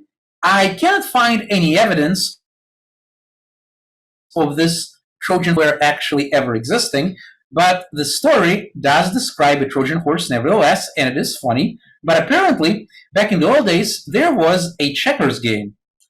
It does indeed play a legitimate game of checkers. But if you lose more than a certain amount of times, it will basically shuffle up your file system. So, yeah. I don't know if this malware ever existed or if this is just a legend, but I couldn't find any evidence of it anywhere. But yeah. So, and Carl says there was a Trojan game that deletes the files when you score points. I'm sure something like this does exist. Also, another example of a Trojan horse was MockMax. And what makes MockMax interesting and classic in some sense that it resided in the digital picture frames. Yes, so in 2008, digital picture frames were very popular, and they have started to become smart picture frames. And MockMax came in the picture frames. Now, the whole idea is that you would connect the picture frame to your computers so you can copy some pictures onto it. And when you do that, the MockMax infection would spread onto your computer, and it would steal your passwords and send them to the attackers. All right? So you see, it is true that pictures can help you to share your memories. All kinds of memories, right? So, and some kind of pictures, they can make you share your memories whether you like it or not. Sinister, no? Yeah. See, back then, and I actually remember, back in 2008, people were saying, oh, everything's getting smart, picture frames are getting smart and everything. It's, soon it might even be possible to have viruses on mobile devices. Oh, poor people, they haven't heard of IoT back then. Or maybe they have, but they just didn't think it would ever become a thing. Here's another example of a famous, or maybe infamous, Trojan horse. This one is fresh from 2020. So this is from an article. Two men, Li Shaoi and Dong Junji, I'm probably butchering their names, my apologies, are currently at large. They have, meanwhile, been indicted for industrial espionage, having stolen business secrets from computer systems of US companies and one named company in Belgium. This technique used to gain access is known as a Trojan horse or a Trojan. The hacker sends a message to the user of the system targeted, framed in such a way as to encourage them to open it. In a parody of security, the message is encrypted, but the mail contains the key to decrypt it. And you can read the full story right here. Okay? That's one example. Now, folks, here is another example of a malware, and also Trojan horse in some sense, which has been around since early 2000s, and it is still around and is still popular as ever. Fake antiviruses. Have you folks got hit by those as well? I'm sure that you have at least seen those commercials online, right, or those pop-up ads. Yeah, like the coronavirus one. Yeah. Yeah. And by the way, folks, have any of you seen the Corona antivirus? Because that's actually a thing. That's actually a thing. Some people were promoting Corona antivirus.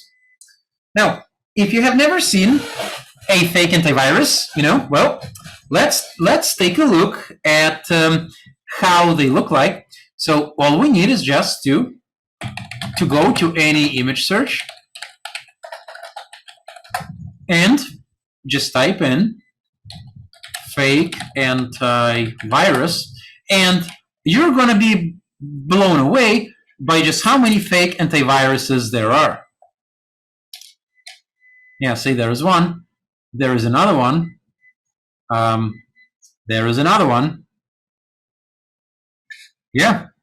Basically, what fake antiviruses are, they tell you your system is infected with something super bad, and the only way to get rid of it is to download their fake antivirus. Now, oftentimes, their fake antivirus is also used to basically as part of some sort of a scam, like a tech support scam. You folks have seen those tech support scams, right? How basically, they call you claiming to be from, say, Microsoft, and they say that your computer has been acting suspiciously, and can you please open up PC Anywhere, which is a remote access thing. So, and they download a fake antivirus onto your system. They do a scan, and it shows you that, yeah, your computer has a million viruses. And they say that in order to remove the viruses, you just have to pay them, a fee, and you pay the fee, and supposedly the viruses are gone. Those are actually the more impressive examples. Sometimes, they do something, cheaper. They just go into the Windows event logs and they say, see, all of those events, they're evidences of virus activity, even though they're not. So, yeah. And then he says, yeah, I get tricked by that one as a kid. Yeah, I think a lot of us did. And, the fake antiviruses are still very much around. And There is the Corona one too. Yes, that's actually a a real thing. Come on, Duck. There we go. Oh yeah. How do you like this? Yeah, that's actually a thing. People are saying that this antivirus program can actually cure the coronavirus. Yeah. Now, you'd be surprised by what kind of scams exist. I mean, I kid you not. Like in Russia, I mean, I watch sometimes, some Russian YouTube channels, and there's actually a scam. Now, I mean, I don't know if it can even be called a scam. I think it's aimed at like ignorant and the gullible, but basically, it's supposed to be some kind of a how do you even describe something like this? Basically, it's supposed to cure you from diseases and disorders. And what do? Well, you basically go to their website, you download their file, you burn the file to the CD, then you take the CD out and you pour yourself a glass of water, and you put the glass of water onto the CD-ROM onto which you burn the thing. You keep it there for 15 minutes. Very important, 15 minutes, otherwise it's not going to work, they say. And then, you drink the glass and, you will get the protection. So, in the CD, yeah. Oh, yes, the good old 5G, yeah. So, and Chris asking, so the antivirus for people who think they're being microchipped by Bill Gates. Oh, yeah. Oh, yeah. I mean, there was actually, like in another Russian channel, the guy who was making fun of this, basically he said that he was making fun of one of the Russian celebrities who was basically promoting this chipping theory. Like if you get a corona vaccine, you will get a chip inside of you. And that celebrity really likes mojitos, so those drinks. And he said that, so she's afraid about the corona vaccine, but is not afraid of mojitos. But like imagine this: you ask for a mojito, but it comes with a chipito in it. So yeah, the people, yeah. And I'm not even going to. And yes, folks, while we're on the subject, fake corona vaccines are a thing right now. So I think there was a case where a bunch of fake versions of Russian vaccines have been shipped to some European countries. So now, of course, is Russian vaccine actually working? I mean, that's a whole other story in itself, which I'm not going to get into. But the point is, shipping fake versions of it. I don't know if it was the government or whether it was the scammers, but the point is there are fake versions of the corona vaccine. So, the fake antivirus protects against the 5G, of course, yeah. So, all right. So yeah. So don't fall, victim to fake antiviruses. They are, they're still very much around, and oftentimes they're used in conjunction with tech support scams. And next, we have the good old worms. Now, what exactly is a worm? And how is a worm different from a virus? Well, folks, basically, a virus is a bunch of parasitic instructions that attaches itself to an existing executable file, and it requires some sort of human intervention in order to spread. Unlike a virus, a worm is actually a standalone executable that is self-propagating. So the worm will typically somehow end up on the system, and it will then scan the other systems on the network, find a vulnerability in one of the systems, then exploit the vulnerability, copy itself onto that system, and then rinse and repeat the process at that system.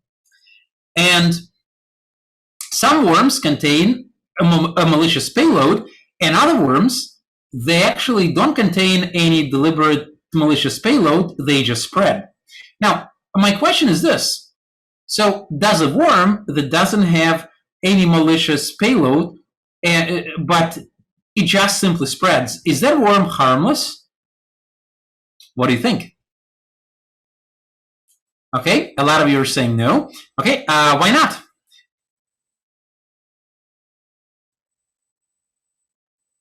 So David says it takes up resources. That's true. And Carl says it's spam. That's true. Yeah, and there have been cases where worms, which didn't have any explicit malicious functionality, they've actually have spread so much that they brought down good portions of the internet to a halt, which resulted in something like the denial of service attack, as Carla points out. Yeah, absolutely. Yeah. And folks, guess what? Can you think of a creative ways in which malicious things can happen, even though the worm itself is not malicious, besides, taking up the resources and waging a DOS attack? Okay. Put worms in the smart microwave. Yeah. Okay, but update. So, let me ask you this question. Is it possible for a malicious virus to take advantage of a non-malicious worm? Okay, Carl says yes. And Joseph says yes. How so? And by the way, this actually happened in the real world. Okay, Joseph says provides functions to malware. Okay, modify the worm to make it do stuff. Okay, Carla is very close. Yep. Yeah, so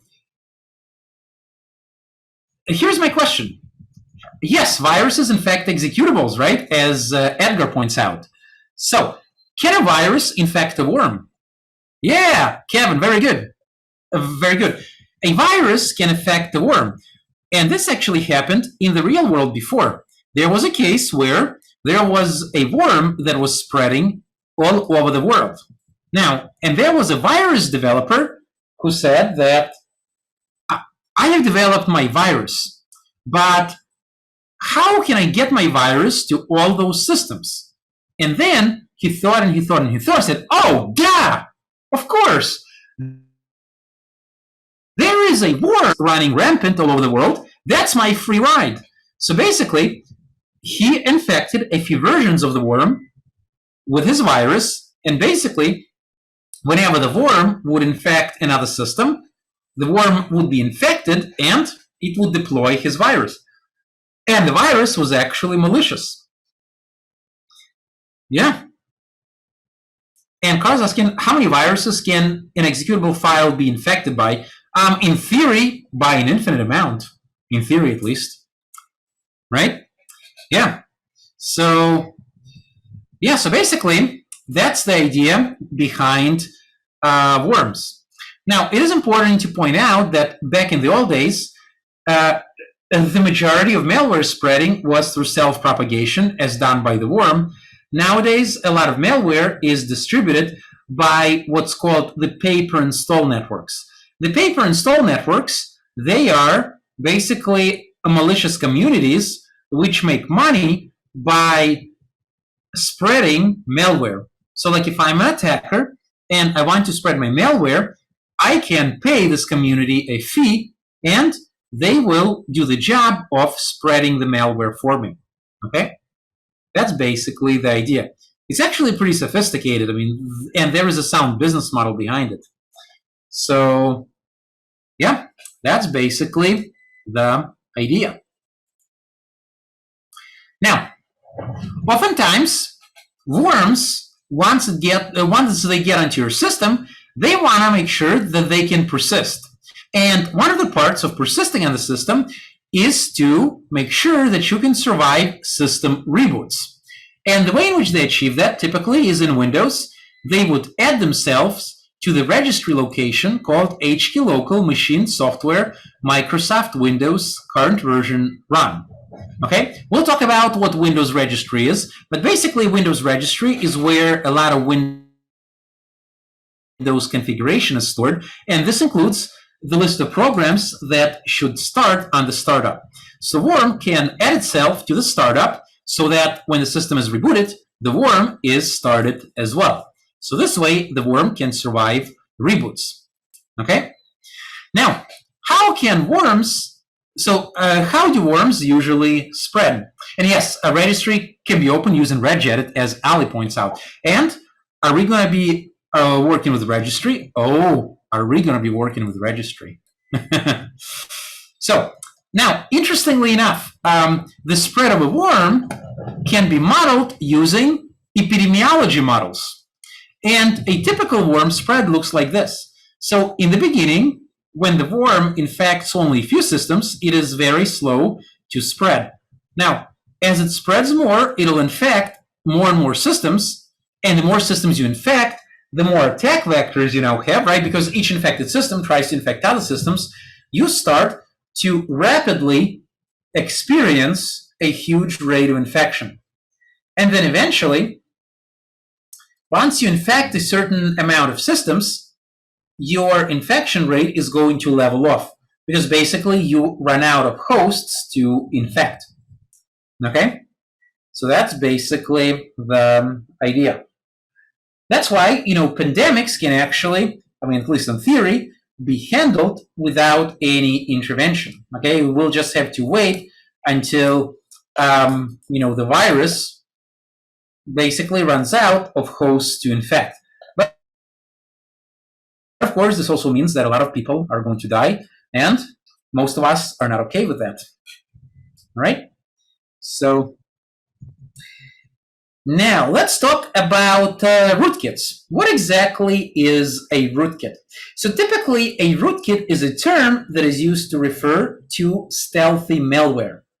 So typically, a rootkit will alter the system, which could mean either changing the system utilities or the operating system itself in order to defy detection.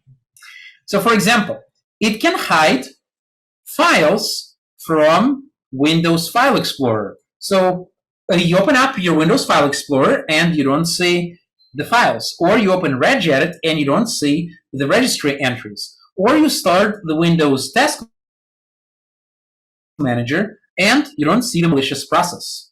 Okay? So also, rootkits in the real world are frequently used in order to hide other types of malware, such as Trojan horses, viruses, and worms. For example, if I infected your system with a worm, I may want to use some sort of rootkit functionality in order to make it more difficult for you and your defenses to discover the infection. And there are two types of rootkits. There are user mode rootkits and there are kernel mode rootkits. The user mode rootkits are basically the ones which attack user utilities. In other words, they just run as another user program, whereas the kernel mode rootkit runs as part of the operating. Okay, so let's take a look at those and what they entail. So basically, a user level rootkit is a rootkit that works by altering system utilities or libraries. For example, I can replace your version of Task Manager with my own. This Task Manager version will work exactly like the regular Task Manager, except it will hide certain processes belonging to my malware that I don't want you to see. Or, for example, in Linux, I can replace your ls program so that when you run ls, you will see all the files except, the files that I don't want you to see.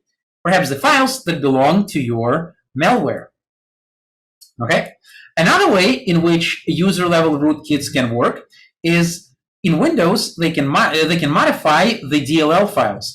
So DLL files, and we'll talk a lot about them in the future, but DLL files in Windows are called the dynamic linked library files. And they contain common routines and functions that are used by many different Windows programs.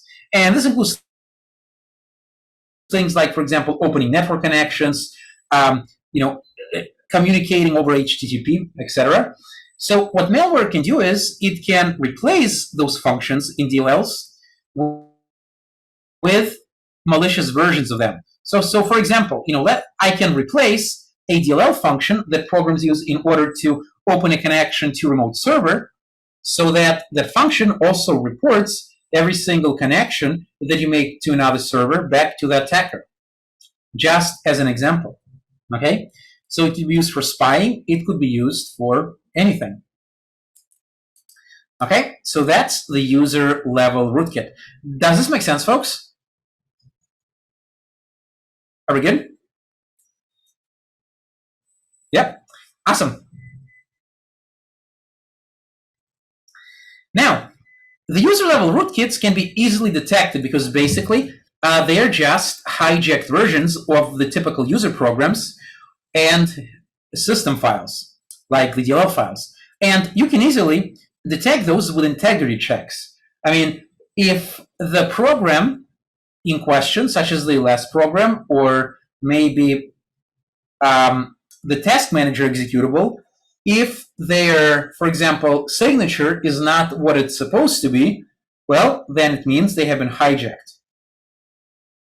Okay, so they can be detected using signature-based detection schemes.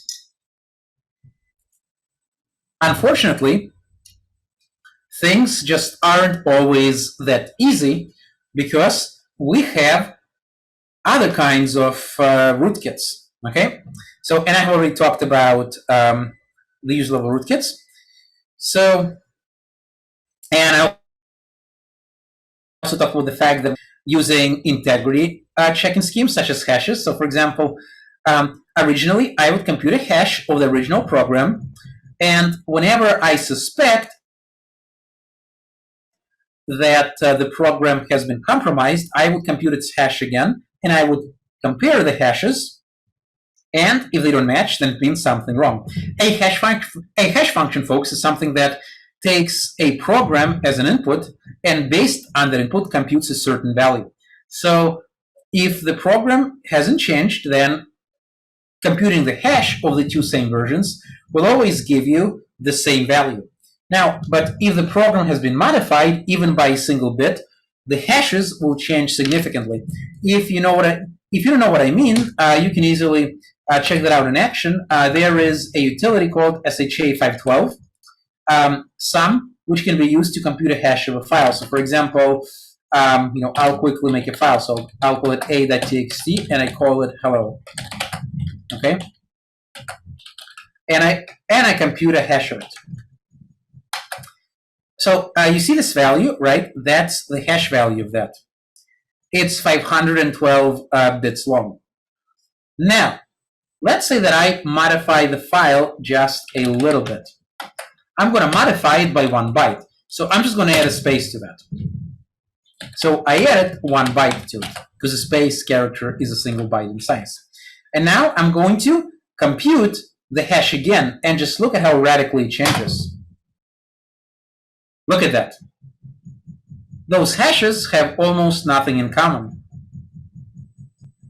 So if my program has been modified to become a user level rootkit, then I can easily detect it with techniques such as hashing. Okay? Now, let's talk about kernel level rootkits. Unfortunately, such techniques will not work with kernel level rootkits. This is because kernel level rootkits, they actually compromise your operating system, which means that techniques such as antiviruses simply won't work. Why is that? Because the antivirus runs on top of your operating system. In other words, the antivirus relies on the integrity of your operating system in order to do its detection functions. But if the operating system itself has been compromised, then the antivirus cannot really do much, because any attempt by the antivirus to detect something can be subverted by the rootkit. Because once again, the antivirus relies on the operating system functions in order to perform detection, but the rootkit may have altered those very same functions. Okay, And Joseph is asking, what is the difference between hashing and salting? Um, so, yeah, so basically hashing and salting are two different things, and both techniques are used for password security. In hashing is when you simply hash a password and you store a hash in the database. And salting adds an extra layer of security to hashing. Is that when before hashing the password, I would also generate a random value which I would concatenate to a password, and then I would hash the whole thing. This way, even if two users who have the same password, their passwords will not have the same hash as one of the examples. Does that make sense, Joseph? So not directly related to what we're talking about, but yeah, but an interesting security question nevertheless. All right, but salting is not really related to this. All right.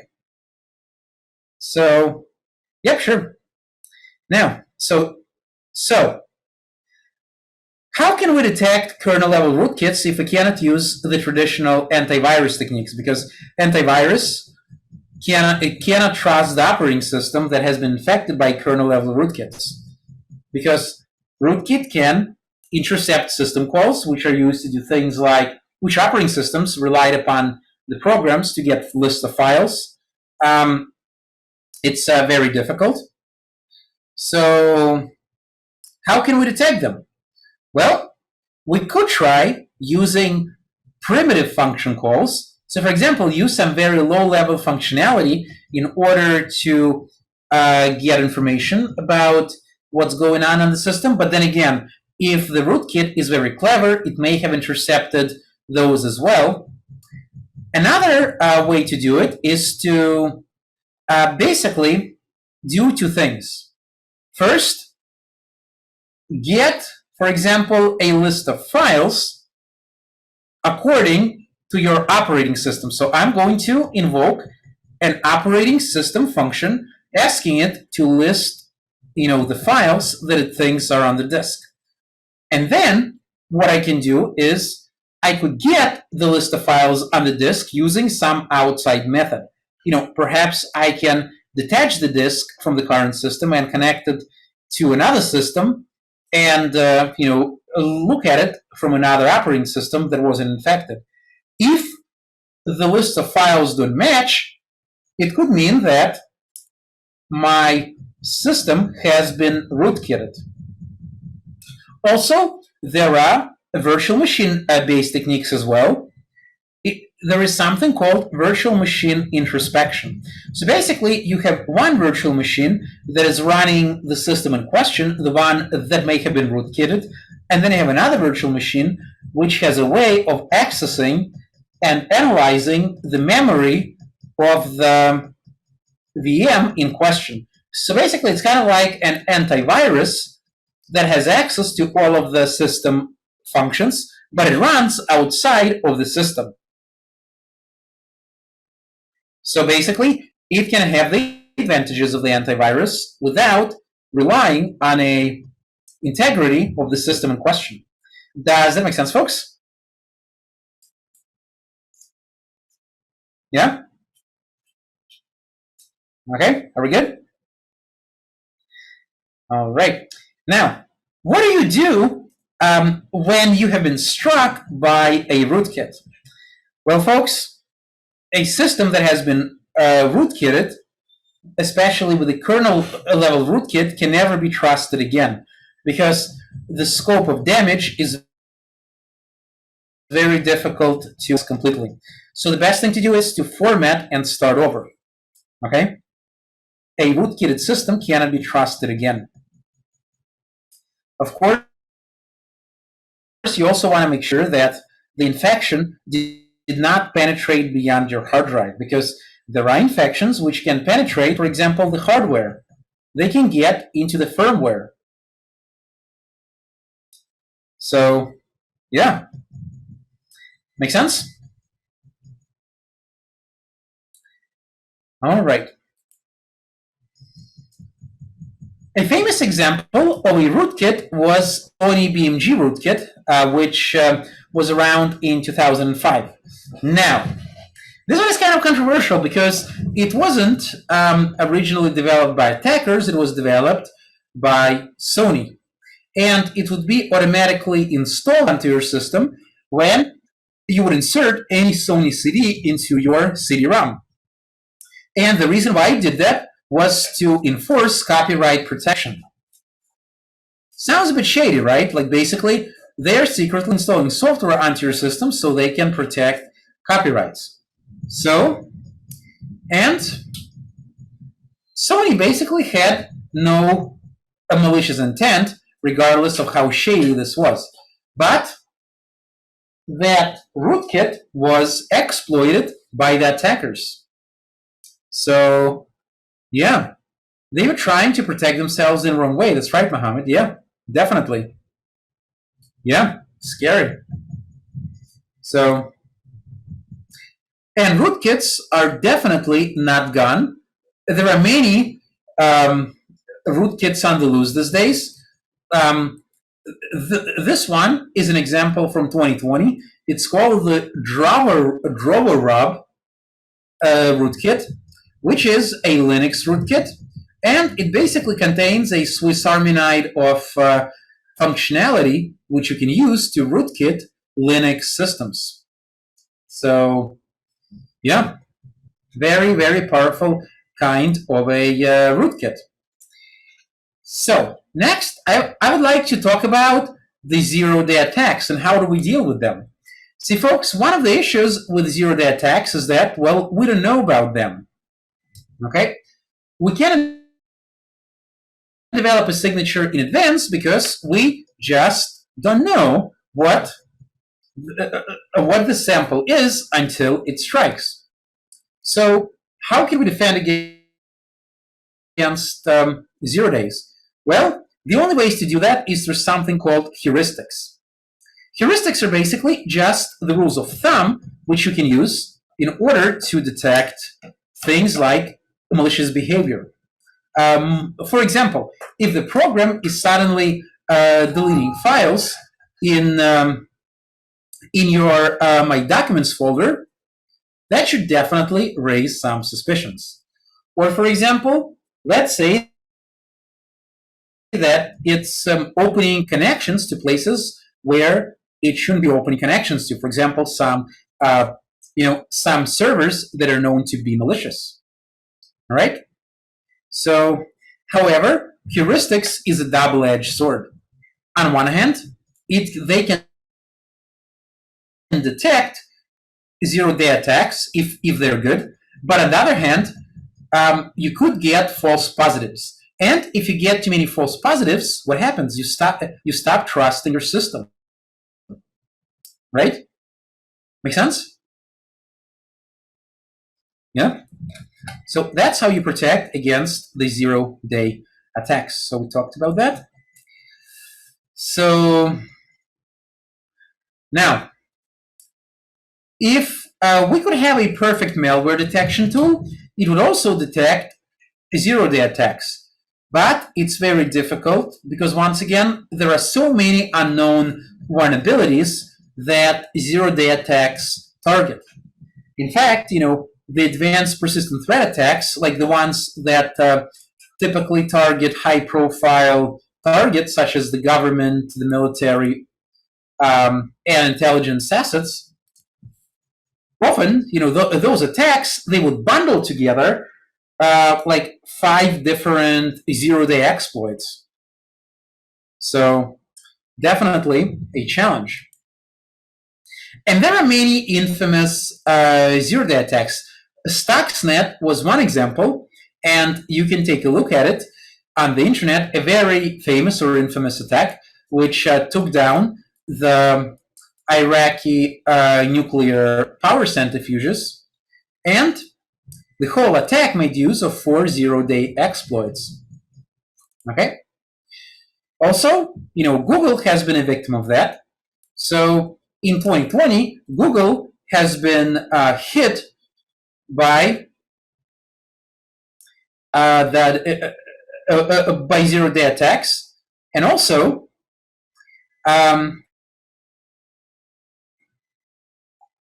other softwares like Firefox, Internet Explorer, Chrome, and even Trend Micro, which is an antivirus. They all have vulnerabilities, which all have become 0 days.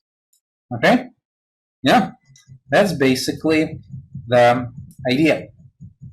Another kind of malware is the botnets. So basically, botnets are networks of compromised systems. Basically, an attacker compromises a bunch of systems, and they control them remotely. And at any moment, the attacker can mine those systems, for example, for useful information like credit card numbers, or the attacker can instruct all those systems to suddenly start barraging some commercial server with a bunch of traffic, thus creating a denial of service attack. Okay? It is estimated that a quarter of all machines are currently connected to some sort of a botnet. And in case you're wondering, that even includes the machines at companies, government, and academia. Perhaps your machine is part of a botnet and you don't even know. That's a nice thought, right? So now, how is a botnet typically created? So typically, somebody develops a botnet software or grabs an existing one, which allows you to install it on the victim system, which turns the victim system into a zombie. Very different from a zombie process discussed in operating systems. So it basically becomes a zombie in a sense that it starts listening to attackers' commands. So once you have successfully installed the botnet software on the victim system will call home by connecting to the attacker server where it'll wait for commands. And the attacker can, from that point, control the system. Okay? Now, earlier botnets were much easier to stop because they all used a static IP address. So in other words, there was a central server to which all zombies have connected to. So it was very easy to basically just block that IP address and the botnet is done. Nowadays, they've gotten much smarter. They constantly update their IP address. So blocking one does not mean that the botnet is going to be out of business. And also, a lot of botnets, they also use other channels to communicate, such as, for example, the IRC chat, and even Twitter and instant messaging. Can you imagine that? Yeah. The central server, the central server can also be botnet. There we go. So how do they infect computers? Well, a botnet software can be installed on a victim system, for example, by a virus, by worm, by Trojan, or any of those things that we have talked about, right? So that's basically the idea. And, like I said, botnets can be used in order to harvest credentials. They can be used for mass spamming operations because you got all those systems which can send out a lot of information. It can be used for the denial of service attacks because now you have all of those systems which you can do attack any target and barrage it with an excessive amount of traffic. And there are many classical examples of botnet. One of the famous ones, or infamous ones, is the Zeus botnet kit, which allowed you to sort of make customized Trojan kits. Okay? Customized botnet kits. For example, you could actually specify what information you wanted the botnet program to steal. You could include functionality for stealing passwords. You could inject fields into the web pages that the person on the infected system is browsing. In 2008, it struck at least 150,000 hosts, and Once again, some of the affected systems were part of the government, educational, and corporate networks. Okay? So, all right, folks, it looks like it's 9:45, so we're out of time. And I'm going to go into the Q&A mode. So if you feel like, you want to go, you can definitely go. And if you have any questions, I'll be happy to answer them. So, and Carl is asking, does tech support scams turn computers to botnets since they ask for enough of privilege? Yeah, they can definitely do that. Yeah. They could, if you grant them a remote access to your computer through PC Anywhere, for example, or through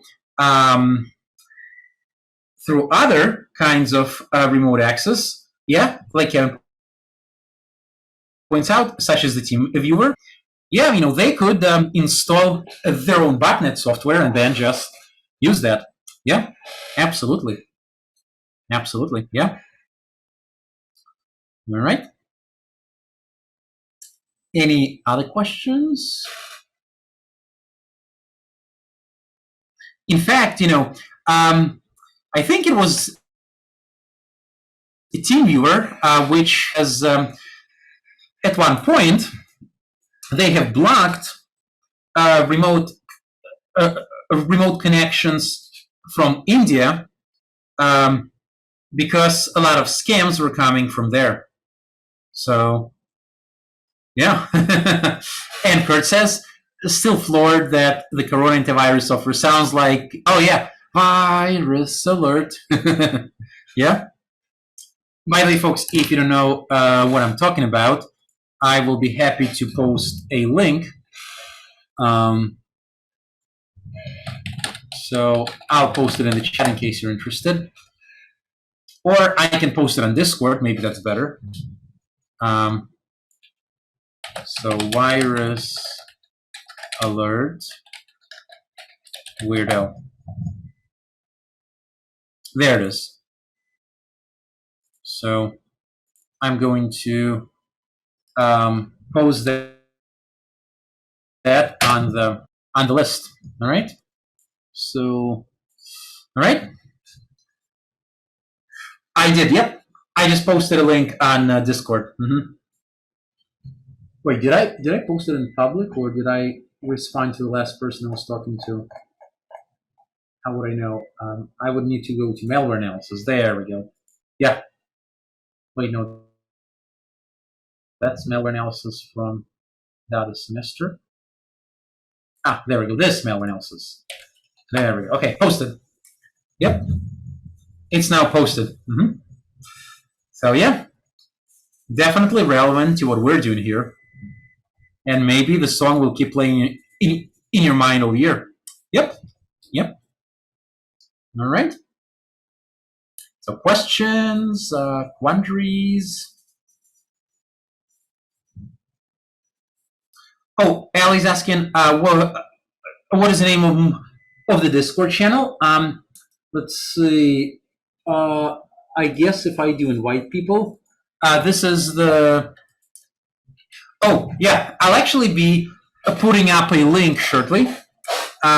Once I find a way to upload the video. So yeah, I'll be putting up a link on Canvas. So yeah, and I'm gonna have a playlist of videos. Yeah. I mean, so definitely is going to be a chance for rating, commenting, and subscribing. So yeah. All right. So, and Carl's asking, so malware analyst doesn't have to be an incident responder. Not necessarily. Not necessarily. They can be, but they don't have to. Yeah. Because, see, the incident responder is somebody who responds to incidents. And so, like, for example, your company has been hacked. And it would be your job to respond to that incident in order to, well, first of all, to stop the attack in progress and to preserve the evidence and to, establish what has been compromised and, to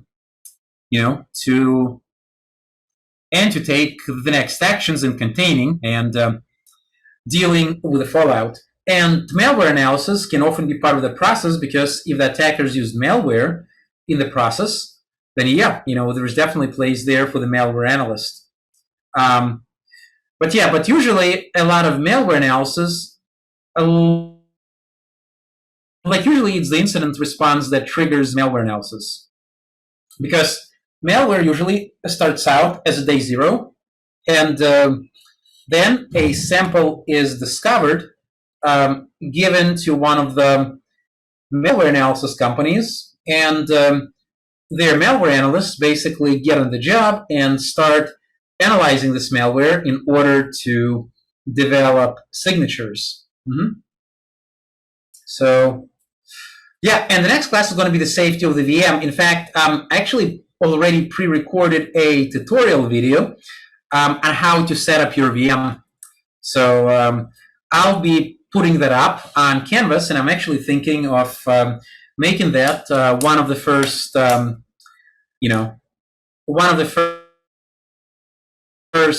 mini quizzes, okay, or micro quizzes, nano quizzes, pico quizzes. What's smaller than a pico? All right. So, yeah.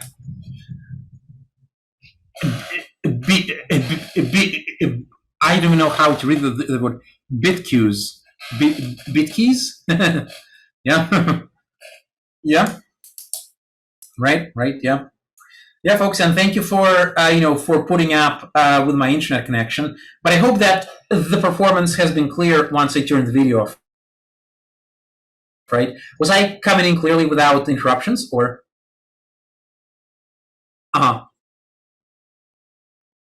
Lag spike since cameras. Okay, yeah, I see. But not too many, right? Or was it like tolerable?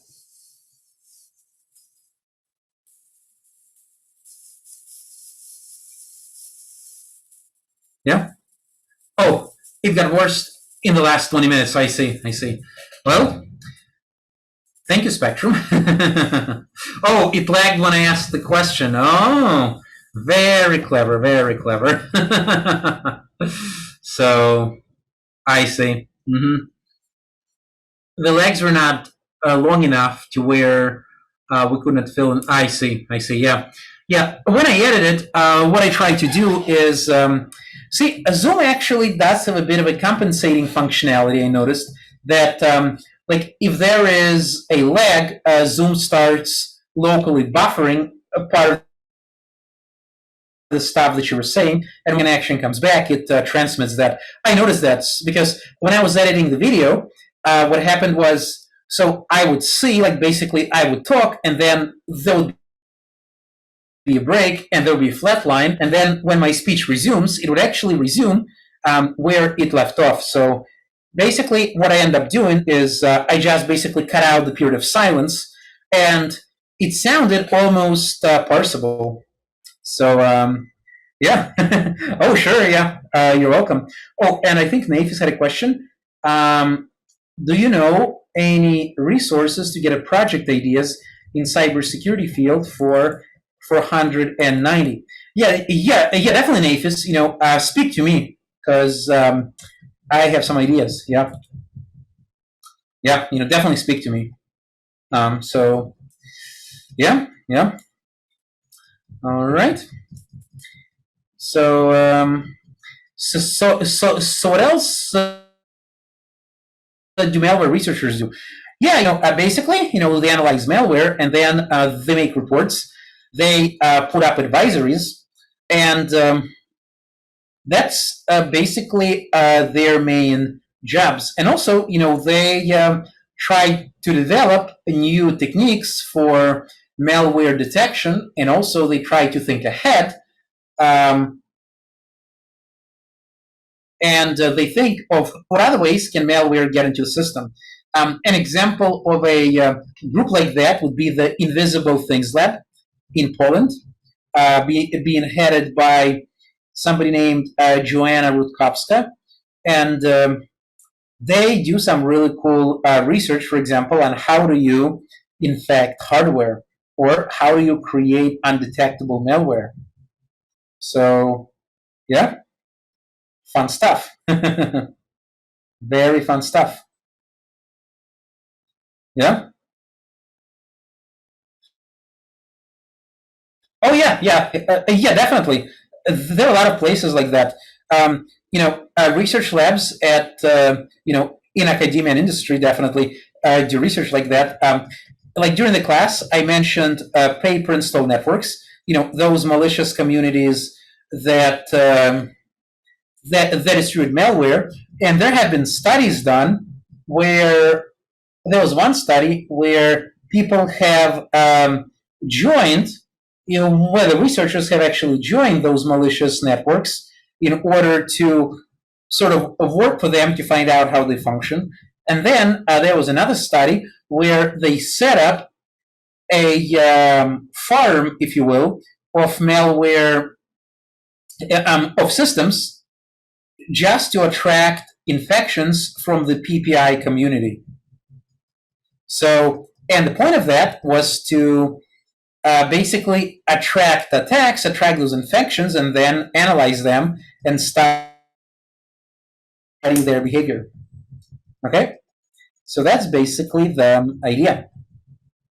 Yeah. And Ellie's asking, as a malware analyst, what's your first approach to start detecting malware?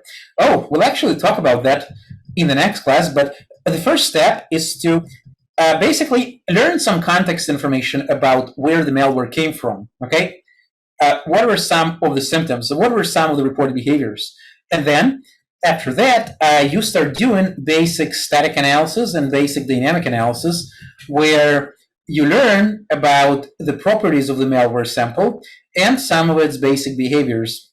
Yep, and that's all coming up in the next class. In fact, if you look at Canvas, our next lecture is titled Basic Static Analysis Techniques, or just Basic Analysis Techniques.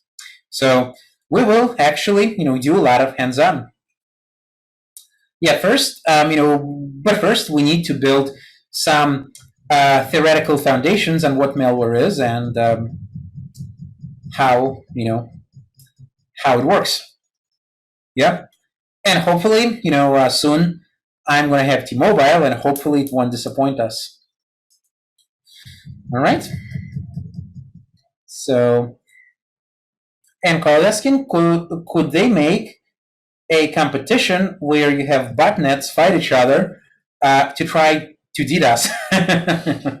I haven't seen any such competitions, but I could imagine, they could make one. But basically, the winner would simply be the one with the most resources, typically, unless, of course, you develop some sort of innovative techniques for for attacking.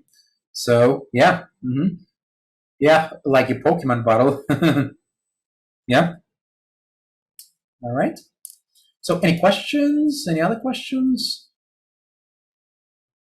All right, folks. Well, thank you so much for joining. And soon I'll have more stuff for you. And yeah, and remember, you can analyze any malware and you can crack its secrets. No matter how difficult it is, you have what it got. All right? So I'll see you next week, and peace.